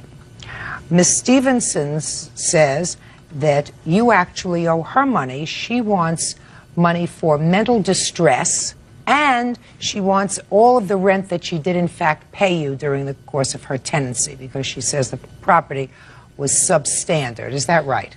Yes, ma'am. All right. When did Ms. Stevenson become your tenant, and in what kind of property? We have a house that was built in 1909. It's a former ranch house that we restored over the past 3.5 years. The downstairs part of the house was turned into an in-law unit. And that's what you rented her? Yes. When? She actually moved in on February 21st. Can I see the lease? Is that the lease that you lease on February 2nd. All right. Term of the lease shall be for 6 months, commencing on February 7th. You moved in February? Yes. And when did Ms. Stevenson move out? She moved out on June 3rd. And this is her final notice that she pinned to the door. I didn't ask anything. So, you moved out on June 3rd? Yes, I did. The rent, according to the lease, was $1,000 a month, and she was to give you $2,000 security deposit. Did she ever give that to you? Yes. Okay. She gave us $1,750. She never gave us the $250 that was still due on the deposit. So she gave you $1,750. Did you pay February's rent? I paid from the 21st of February to the 28th, $250. Okay, was that your agreement? No. No. This lease starts February 7th. There was a 2-week delay because we were finishing construction. So she couldn't move in. No. All right, so then she's correct that she gave you $250. So that. But that was not the deposit. The deposit. I'm not talking about the deposit. I'm talking about for February's rent. Okay. Pay attention, because this is an intricate case, and I don't want to have to repeat myself. Put your hand down.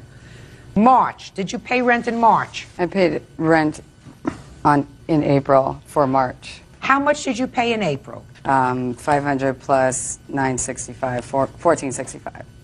How much did she pay in April? When we came back, she said that due to the... Listen to me. All right. Forget. How much can't did do it she this, actually I pay? can't do it this way. Okay, do it your In way. the 6 months, she should have paid $6,000 in rent. Yes, Your Honor.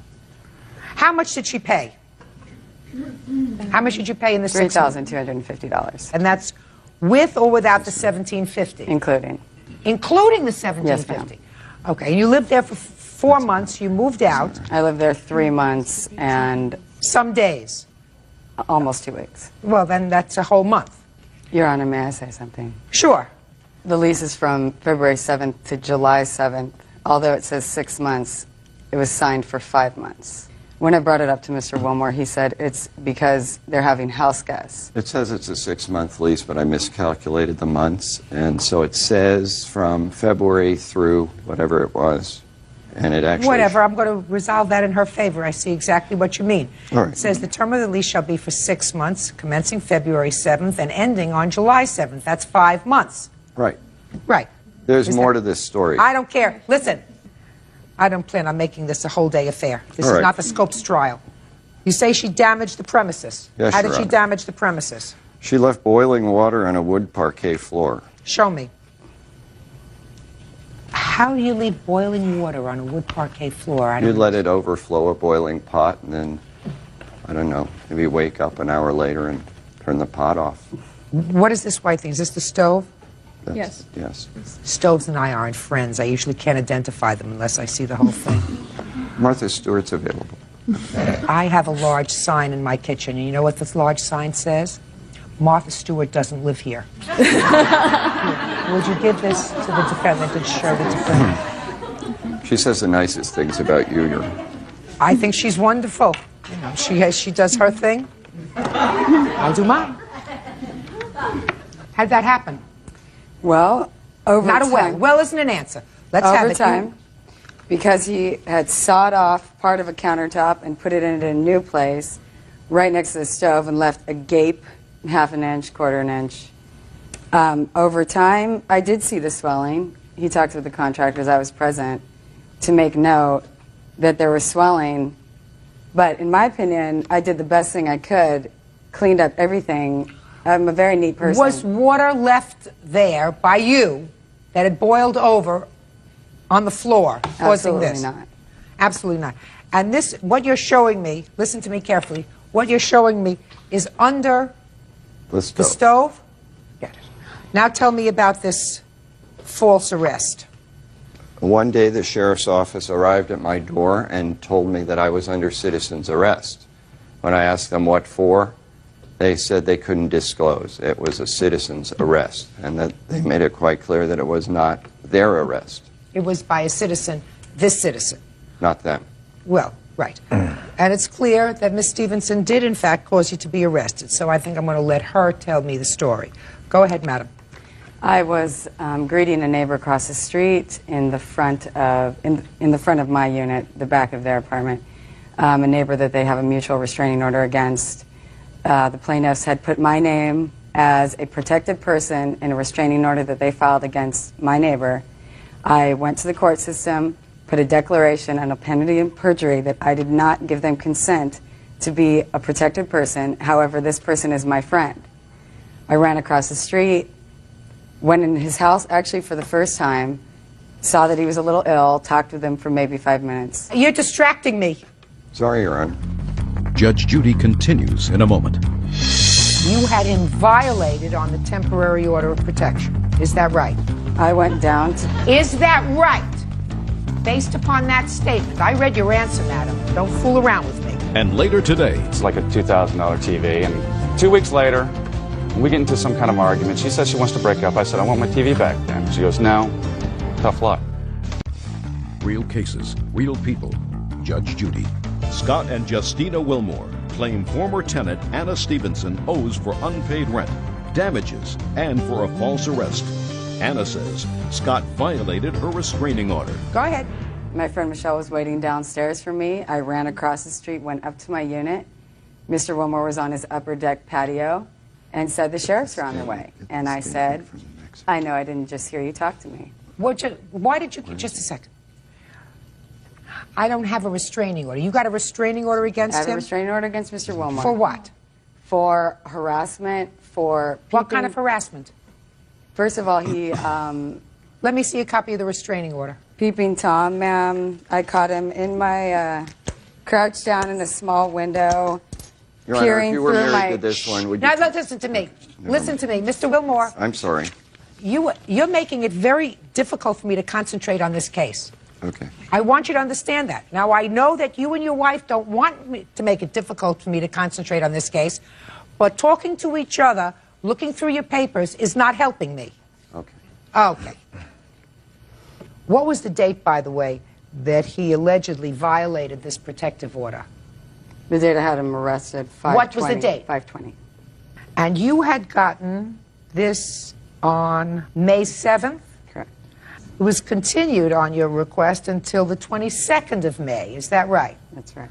Why was it continued? Because Mr. Wilmore asked for a continuance. He actually appeared? He did the first time and asked for a continuance until the 22nd. Is that right, sir? Yes. No, I'm sorry. Quiet! It's not, because... Listen to me. Just be quiet. And 2 days before you were scheduled to go back to court, Mr. Wilmore said to you from his balcony, I've just called the police. Yes, ma'am. And based upon that, you had him violated on the temporary order of protection. Is that right? I went down to... Is that right? Based upon that statement, I read your answer, madam. Don't fool around with me. Based upon that statement, the sheriffs are on their way. You had him violated for talking to you. Is that right? Yes, ma'am, that's right. Good. How many hours did you spend in jail? 4.5. What kind of work do you do, Mr. Wilmore? I used to do software, now I restore houses. Charged by the job or you charged by the hour? Currently, it's by the job. Is this the first time you spent any time in jail? Want to answer that question? What are you looking it up for? It's not, I don't remember. I don't think so. I mean, I visited, yes. I don't know what that means, Mr. Wilmore. Driving infractions. Driving infractions. Anything other than driving infractions, No. sir? Okay. So far, she owes you $1,000 in rent. That's what I figured so far. And I haven't gotten to her counterclaim yet. I haven't gotten there yet.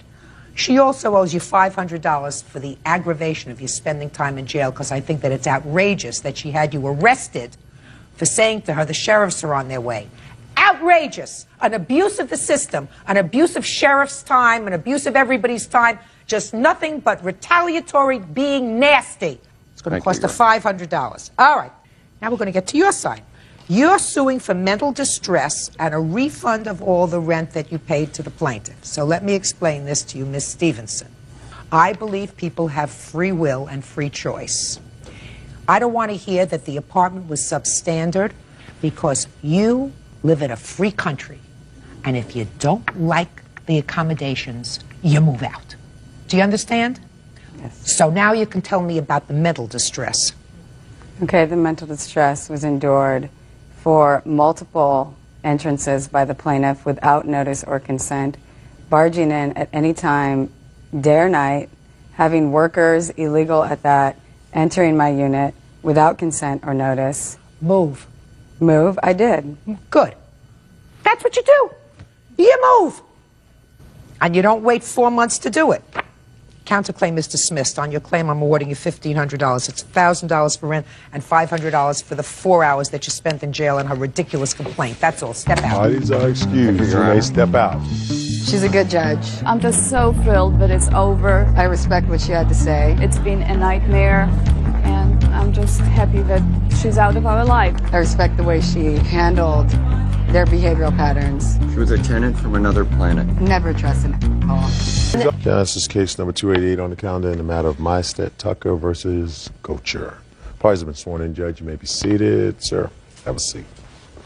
Who's going to be speaking for the plaintiff's side? You are. What is your name, sir? Jason. Okay. Now, is your complaint that Mr. Gocher both damaged your car and assaulted you when you wouldn't move fast enough at a gas pump? Yes. The defendant says that you were the instigator of this unfortunate incident. Is that right, sir? Yes, Your Honor. No. All right. Who is this? This is my witness. Was he driving in the truck with you? He was driving the crew truck that we were trying to fuel up, yes. Was he driving in the truck that you were driving? Oh, no, ma'am. I'm sorry. It's a simple question. He was not. He was behind you. No, he was at a separate island. I had parked at another island. Who was behind the plaintiff's truck? The truck that my witness was driving. Perfect. Step up here. Tell me your name. David Wolford. What kind of vehicle did they have? I believe it was a Ford Ranger. You pulled up behind them Yes, ma'am. in order to put gas in your... Truck, yes. What kind of truck was it? It's a big 1-ton. I was pulling a big trailer. Where were you going? We were going to San Francisco on for a job. How many cars were in, or trucks were in the caravan that you were in? There was 2. Where was the defendant's truck in relation to your truck when you pulled up to the gas station? He was the next pump over on the other side. Did he have a gas pump available to him? Yes. Was he putting gas in his truck? Yes, ma'am. And what about you? No, ma'am. I pulled up behind him. Behind him? Yes, ma'am. Behind. Yes. And sat there. My brother got out, and we, walked around there. We sat and waited, and my brother-in-law turned his pump on, come over and give us our gas. Who's your brother-in-law? Joe, I'm sorry. He's the brother-in-law. Yes, ma'am. And he come over and give us the gas card where we can get gas when we got up there. Okay. And he went back in to get coffee, and got his coffee, come back out, and the guy was still sitting there, the defendant. Or What were they doing? Ma'am, I don't know. They were just sitting in the truck? Sitting in the truck, yes. Okay. Had they put gas in their car? Yes, they were. Did you see them put gas in their car? Yes, we were pulling in. He was shutting the gas tank and getting in. Was he alone at that time? She was in the truck with him. So he gets finished putting gas in his truck and comes over to give you the card so that you could put gas in your truck. Yeah, he started his and started pumping it and brought me the card. And you're sitting behind these people. Now, Yes, what ma'am. happens next, sir? We sat there, and like I said, he went and got coffee. And the whole time, they were just sitting in their truck. He come back, and he hollered, can you guys move your truck?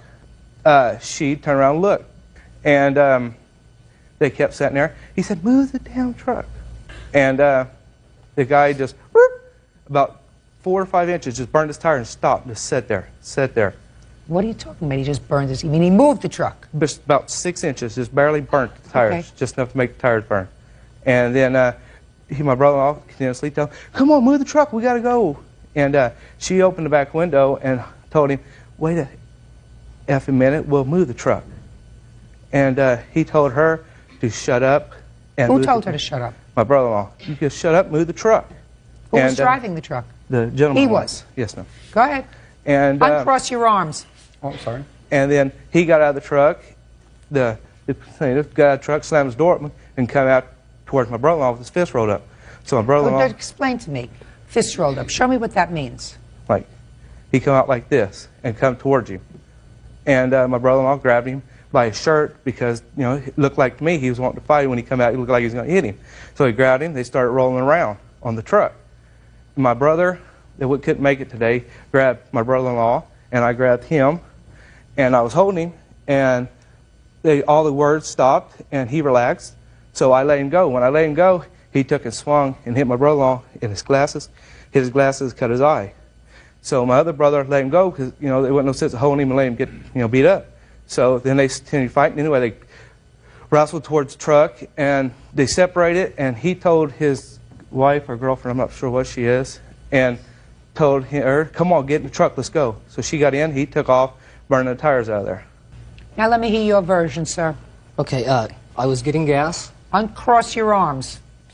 I was pumping gas when the truck pulled up behind me, just like they said. He pulled up at another gas pump. I don't believe he was getting gas. He walked over, started talking to the 2 guys behind me. When I was done getting gas, I got in my truck, I adjusted my seat, put my seatbelt on. Before I could drive away, he started punching the bed of my truck, yelling, let's go, let's go, let's go. It's not true, Your Honor. I object. I didn't ask you to say a word. She opened the back... Just a second. Did you understand what I Yes, said? ma'am. She opened the back window and said, stop hitting my truck. He said, I said, move this piece. I let that go. I started to drive away. My 6-month-old son, who was in the front seat, dropped his bottle. I stopped, picked it up, handed it to him. Before I could drive away again, he started hitting the truck again, and now he started yelling, ram him, ram him, ram him, push him out of the way. At this point, I wanted to get out of the truck to see how many dents he put in my truck, which he did. He put 3 in the bed. She told him, before I could get out, I said, stop hitting the truck, and if you give us a second, we're moving. That's when he said, shut your mouth, you crazy effing bee. Judge Judy continues in a moment. The next thing I know, I'm on all fours, blood pouring out of my face. I looked towards the truck, looking at his rearview mirror, said, hey, move the truck. Your hot temper started the problem. My temper is going to finish it. Real cases, real people. Judge Judy. Jason Meisted claims he was assaulted by Joseph Gocher. Joseph says Jason was blocking the pumps at a gas station. Go ahead. I got out of the truck to see the damage. Before I could even get back to the damage, he grabbed me by the throat with both hands and bent me backwards over into the bed of the truck. I then stood up. When I stood up... right. When I stood up, he still had me by the throat. I don't know who it was, but one of the guys in the truck behind me grabbed my arms and put them behind my back. She, at this point, tried to help me. She couldn't do anything because one of the other guys grabbed her and threw her back into the gas pump. I don't know who it was, had my arms behind my back. They ran me into the door that was open. The next thing I know, I'm on all fours, blood pouring out of my face. I jumped up, I told her, I said, get in the truck. She got in the truck, we drove home, and I called 911. When you called 911, did you file a report? Yes. Can I see the report, please?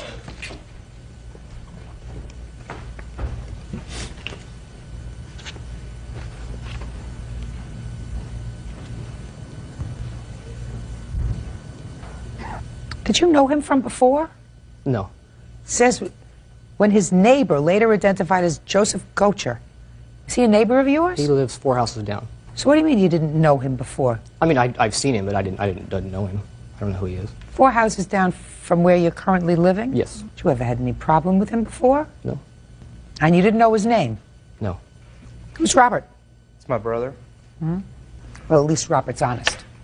Robert tried to restrain him because he knows he's got a bad temper. Is that right? Yes, ma'am. Right. Sit down. Now, Mr. Gocher, you want to tell me your version of these events? Yes, ma'am. Upon pulling into the gas station, I put my truck in one stall. started fueling it, and we used a company credit card. It was company vehicles. I then took the card over to Robert, gave it to him while we were waiting for Mr. Mystad to move. I went into the store, got coffee, came back out. They still hadn't pulled up, but his truck was running. I finished fueling mine, and then I asked Robert, which was one of the other crew members, I asked him what the problem was. And I walked over there to the front of our crew truck. And he said, the guy won't move. He's still sitting there. So I looked towards the truck, looking at his rearview mirror, said, hey, move the truck. And Let me stop you there for a moment, sir. According to what you just told me, you started the gas pumping in your truck, is that right? And then you went in for coffee? Yes. Tell me about that. Tell me about going in for coffee. Well, I started the gas pump in my truck. Correct. I have a separate vehicle. I walked over, handed my brother-in-law the card. Right. And then I went in. Just a second. That just a couple of seconds, right? Right. And then I went inside to make coffee. Shh. You didn't say anything to him. You just handed him the card and said, you know, he understood that he was supposed to fill up the gas tank. Correct. Correct? And meanwhile, the gas is still pumping in your truck. Is that right? Correct. And then you went inside. Were there other people inside in the there was convenience a few, store? yes. How many? Oh, roughly 5. And so you went over to get coffee. Did you get a large coffee or a small coffee? I got a 20-ounce cup of coffee. You take your coffee black? No, cream and sugar. So after you filled in this 20-ounce cup, then you put in cream. How many? 2. And sugar? How many? It's in a big container for roughly 2-3 tablespoons or 2-3 teaspoons. And then you walked over to pay. Correct. Was there anyone before you when you paid? There was one person at the counter, yes. And so they had to pay for whatever they were getting. Is that right? They were in the process, yes. And did they get change? Yeah. And what about you? How much was your 20-ounce coffee? $1.06. Did you have exact change? I gave her $1 and a dime. And she had to make change? I leave it. I never even get it. I walk out after that. Okay. Now you're walking out and you've got this hot cup of coffee in your hand. Mm-hmm. Right? And then you walked over to your truck, I assume, to get rid of this hot cup of coffee. Actually, I set it on the toolbox because my truck had finished pumping. I set it on the toolbox. That's my point, sir. You put on the gas. You didn't stay with your truck. You walked inside, took care of your business. Anybody who pulled up behind you waiting for your truck to be finished would have to sit and wait for you to come out from getting your coffee with cream and sugar and paying the bill and waiting behind somebody else who was also getting their stuff. You didn't give a rat's behind about somebody waiting for you. You said, let him wait. You didn't even think about it. You went inside. Oh, sure, because you said my gas was already finished pumping. No, because I know how long it takes for me to walk in, get a cup, and my truck was totally empty, so I know how long it takes to fill up. I'm 10 steps ahead of you, sir. Go ahead. I'm 10 steps ahead of you. Real cases, real people. Judge Judy. Jason Mystad claims he was assaulted by Joseph Gocher. Joseph says Jason was blocking the pumps at a gas station. So, you walked inside and you didn't care. You said, walk inside and get my coffee. You didn't finish putting the gas in the car, putting back the cover, moving your truck over to the side so that somebody else could come and get gas. You took care of your business. There was nobody behind me waiting. Just a second. And then, well, that being the case, sir, you could have had him pull up behind you. It didn't bother you one bit that somebody may have been waiting an extra maybe 2 minutes, maybe 3 minutes, maybe 4 minutes, maybe 1 minute for you to come out with your coffee and move your truck. No, that didn't bother you at all. You are some hothead. You are some hothead. And Robert knows it, because Robert said to the police, I went over there because he's a hothead, and I wanted to make sure he didn't cause any trouble. That's what Robert said to the police. No, when I'm confrontated, yes, I do tend to go. Confrontated is not a word, sir. Well, not in the English language. Not in the English language. You got a hot temper. What do you think he was doing in there? Do you think he was writing a song? What do you think he was doing in the truck? He's got his wife or girlfriend who's pregnant. He's got a baby, a 6-month-old baby in the car. What do you think he's doing? For you to get so excited. You want to be a human being? You walk over, you say, is there something wrong? Is there any reason you're not moving? You don't shout like you did and call her a name like you did. Because even he knows you did it. I admit to doing it. Well, then you're responsible. Then you're responsible for the damage to his car. But I didn't hit his truck. I never touched his truck. Listen to me, sir. His truck was damaged, according to the police, by him being thrown into the car. To the door. Right. You're responsible for that. You started the problem. I offered Your to pay hot for the temper, door. your hot temper started the problem. My temper is going to finish it. Because there was no reason for you to put your hands on him to start this whole confrontation. You took your sweet time going into a convenience store, getting your coffee, and you didn't give a hoot about who was waiting behind you, about somebody else looking to pull their car up and get gas. When I get finished, I can just imagine your attitude if someone who was behind your truck saying, "What do you mean you went in to get coffee and just left your truck here? What, are you crazy? You stupid SOB?" You would explode. You would have a fit. If somebody was behind me, I'd just move the truck out of the way. How can you do that, sir? You're putting cream in your coffee. There was nobody, Can there I was see the nobody damage behind to me. your truck, please? Mr. Maistat, I'm not finished with you either. I want to tell you something. You didn't use your brains either, because you're dealing with someone who was not wrapped too tight, who's got a hot temper, who got your goat because he called your wife a name. You get out of your car or your truck, she's in the car, you got a baby in the car, and you start a confrontation with him. That's not swift, sir. That's not swift. You're dealing with somebody who has a bad temper. You're better off pulling away, going to the police, and saying, "I believe someone just damaged my car. This is what their car looked like." Right? True. Right? That's what you do when you're dealing with somebody who's a lunatic. My only problem is, the only reason he wasn't arrested is because he had two witnesses who testified to some cock and bull story. You have pictures of yourself, sir? Yes. I'd like to see them.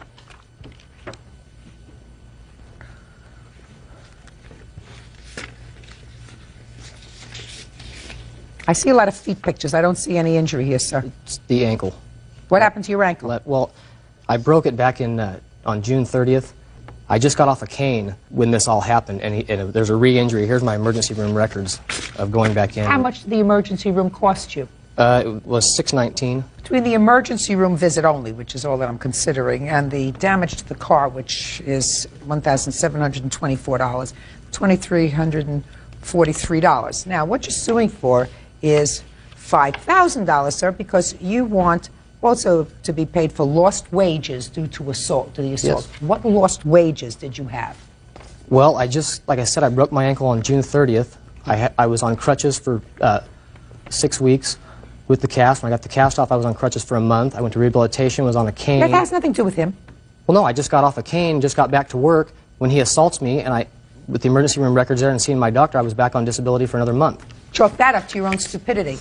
I told you that there is a contributory negligence on your part, contributory stupidity. If you would just get off of crutches, he was wife or his girlfriend? I'm his girlfriend. Girlfriend had to take care of you 6 months. You weren't working. You explained to me the wisdom of getting out of the truck, your truck, to confront him.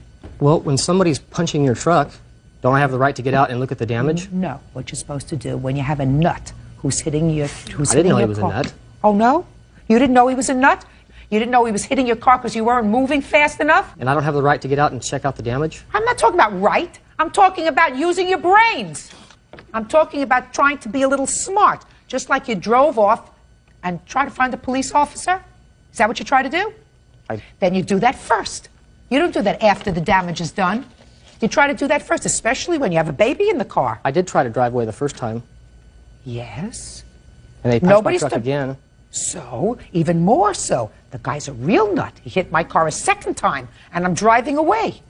How many babies do you have? This will be number 2. Grow up. Judgment for the plaintiff in the amount of both the damage and the emergency room treatment, which is $2,343. As far as your lost wages is concerned, chalk that up to the fact that you didn't use good judgment. Because he is a hot-tempered idiot doesn't mean that you react when you have a baby in the car to somebody who's acting inappropriately and like they're not wrapped too tight.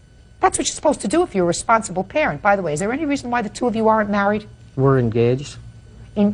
Is there any reason why the two of you who are having a second child, why you're not married? What does that matter?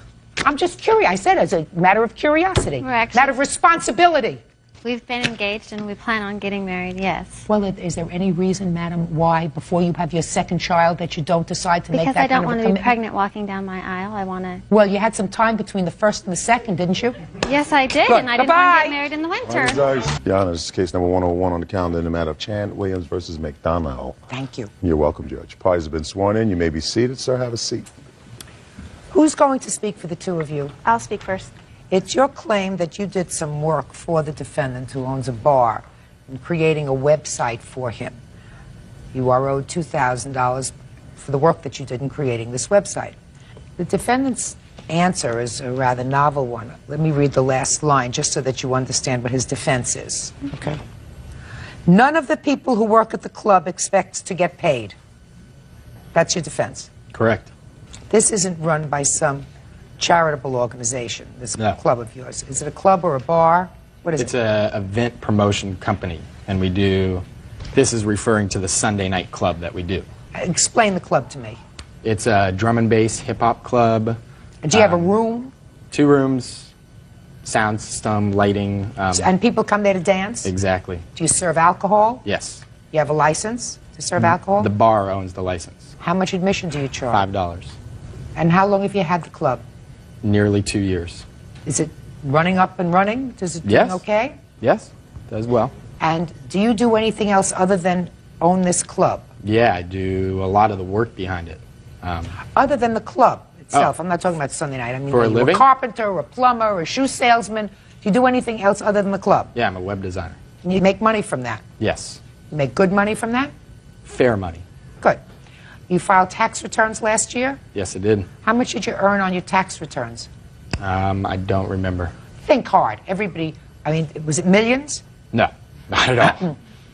Less than 100,000? Yes. Then you would remember exactly how much you put down that you earned on your tax returns, sir. So be very careful when you give me your answer. About 30,000. And what portion of that was from the club? None of the club is filed in my tax returns. That's not? just for my separate job. Is this club in Costa Rica? No. It's here in the United States of Yes, America. it is. So what do you mean it's from a separate job? My What do you mean? tax, I don't claim the club earnings or loss in my taxes. Why not? We aren't a registered business yet. Well, you say you've been doing well. You have gigs every Sunday night. You collect $5 a person. The club is doing fine. So somebody's making money. It has to be you who's paying taxes on the money that you earn at the club. The bar that we contract through pays their taxes. And You have then, a contract with a bar? well, we contract that night, the Sunday night. So you have a contract? Yes. Is it a written contract or an oral contract? Oral contract. Okay. We're Yeah. in there Sundays. We All do right, our you're not job. going to get away from your taxes yet. How many people are at the club on any given Sunday night? It's really hard to say. Well, think hard. 50, 75. You say the club is doing well. These people have been to the club, have you not? Approximately how many people are there on any given Sunday? Probably about a couple hundred people. Not a couple hundred. We average 100. I'd say a couple hundred people. Let's say It gets he busy in averages there. 100. Okay. No. Okay? Just a minute. Let's say he That's averages fine. 100. 100 at $5 a person. That would be $500, wouldn't it? Every day. $500 every Sunday, and there are usually 4 Sundays in a month. Correct. So that would be about $2,000, a little bit more sometimes. There are 3 Sundays in a month, but let's say $2,000 a month.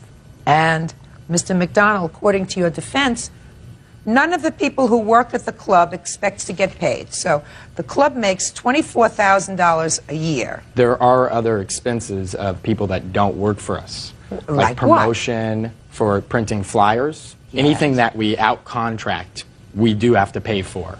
Plane So who tickets, keeps- flying talent So in. he keeps the books on that. Me and my partner do. You and your partner. Yeah. Mm-hmm. Step up, partner. Name. Carlo. You have a last name. Fox. I didn't ask you your social security number. I just asked you your name. What else do you do other than work in the club, Mr. Fox? I pretty much work in the club scene. And I also help my girlfriend who has a promotional business, and that's aside from the business that me and him have together. Now, did you file tax returns last year? No, No, you didn't. Right? no, I didn't, and that's because the club did not turn a profit, though. Oh, that's baloney. And I can explain to you why it is that the club didn't turn a profit. Well, you you had 5 minutes to think about it, and I'm dying to hear the answer, Mr. Okay, Fox. We have existing past debt. We have existing past debt, but even that totally aside, we bring in big DJs. We bring in big talented DJs that bring a lot of people.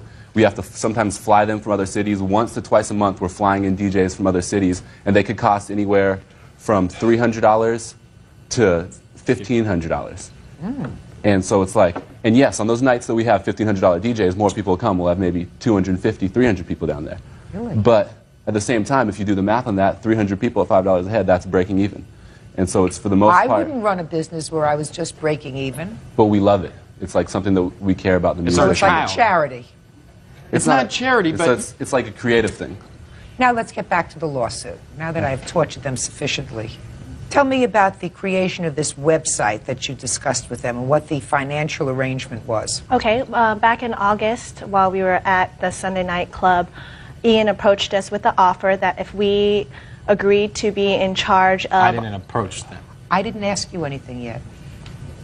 That if we agreed to be in charge of certain duties such as talent management, video recording, hosting interviews, and all this is for the website. Mike here is a graphic designer, so he helped out with a lot of the graphics for the website. And also, I did a lot of the articles for the website, and he also is a resident DJ.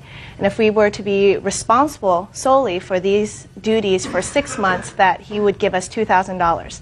And we haven't been paid. Did you do what you were supposed to do on the website? It was more than just a website, too. Tell me what you did. See, you can't talk. Good.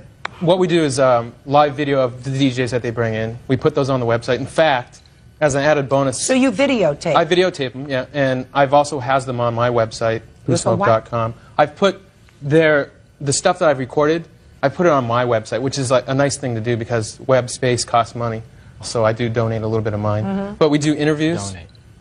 Well, donate as a friendly gesture, exactly. It's donation. Did I say anything to you? Judge Judy continues in a moment. Me and Julia were dating, so I thought it was friends working together to better the club. And later today... Who's Tamara? I was a made-up person. So you lied to the police? I was drunk, so I was just mumbling out words. Hey, don't try to get over on me. I'm smarter than you'll ever be in your whole life. Real cases, real people. Judge Judy, Julia Chan, and her business partner, Michael Williams, say they designed a website for club promoter Ian McDonald. Julia and Michael claim they've never been paid. So you had this discussion with him, and he said, let's do the work for 6 months, let's get it up and running, and then I'll give you $2,000. 6 months came and went, you did what you were supposed to do, no money. Yeah. Now you can talk. The reality of the agreement is me and Julia were dating, so we were close. I felt comfortable with her, and I know Mike's work on whosmoke.com. I felt comfortable with him. We sat down as friends to talk about the future of compression. We did not approach them, this is what we need. Do you want to have a job? It was, let's sit down, we're friends, let's talk about what we want to do in the future with the club. Let's talk about the website, let's talk about artist management, everything, like they said. And in that conversation, we talked about potential money that can be made, which I said, I can see money being made. I can see $2,000 being made for you guys if you put in a good 6 months of work. I didn't think that this was a situation of they're trying to find a day job and I'm the one who's going to pay their bills. I thought it was friends working together to better the club. Oh, my goodness gracious me. Mr. McDonald, let me explain something to you. You made an agreement with these people. You said, listen, we're starting up this club. We're trying to get it off the ground. I can't afford to pay anything right now. But if you do certain things, 6 months from now, the club's going to be up and running. We're going to be making some money. And I can see paying you $2,000 for the work that you do. Your club's up and running. Your club's making money. There's no question in my mind that your club is making money because that's how you two guys are supporting yourself primarily. And with all the money that you're saving by not paying taxes like the rest of us schnooks, you can afford to pay them $2,000. Judgment for the plaintiff. That's all. Step out. Parties are excused. You may step out. It never was a job in the first place. Business-wise, I've been screwed enough to not get screwed anymore, and this was an agreement. If I could put in my little 2 cents, I'll tell you what changed her mind, and it's that he broke up with her. I don't know what to say about that, honestly. I think it's completely made up. I think she was like secretly like in love with him more than she admitted, and I think that she had to take it to this level because she wasn't satisfied with what was going on personally between them. I don't want it to be a he said, she said thing, but there's no vendetta on my part. Don't work with friends.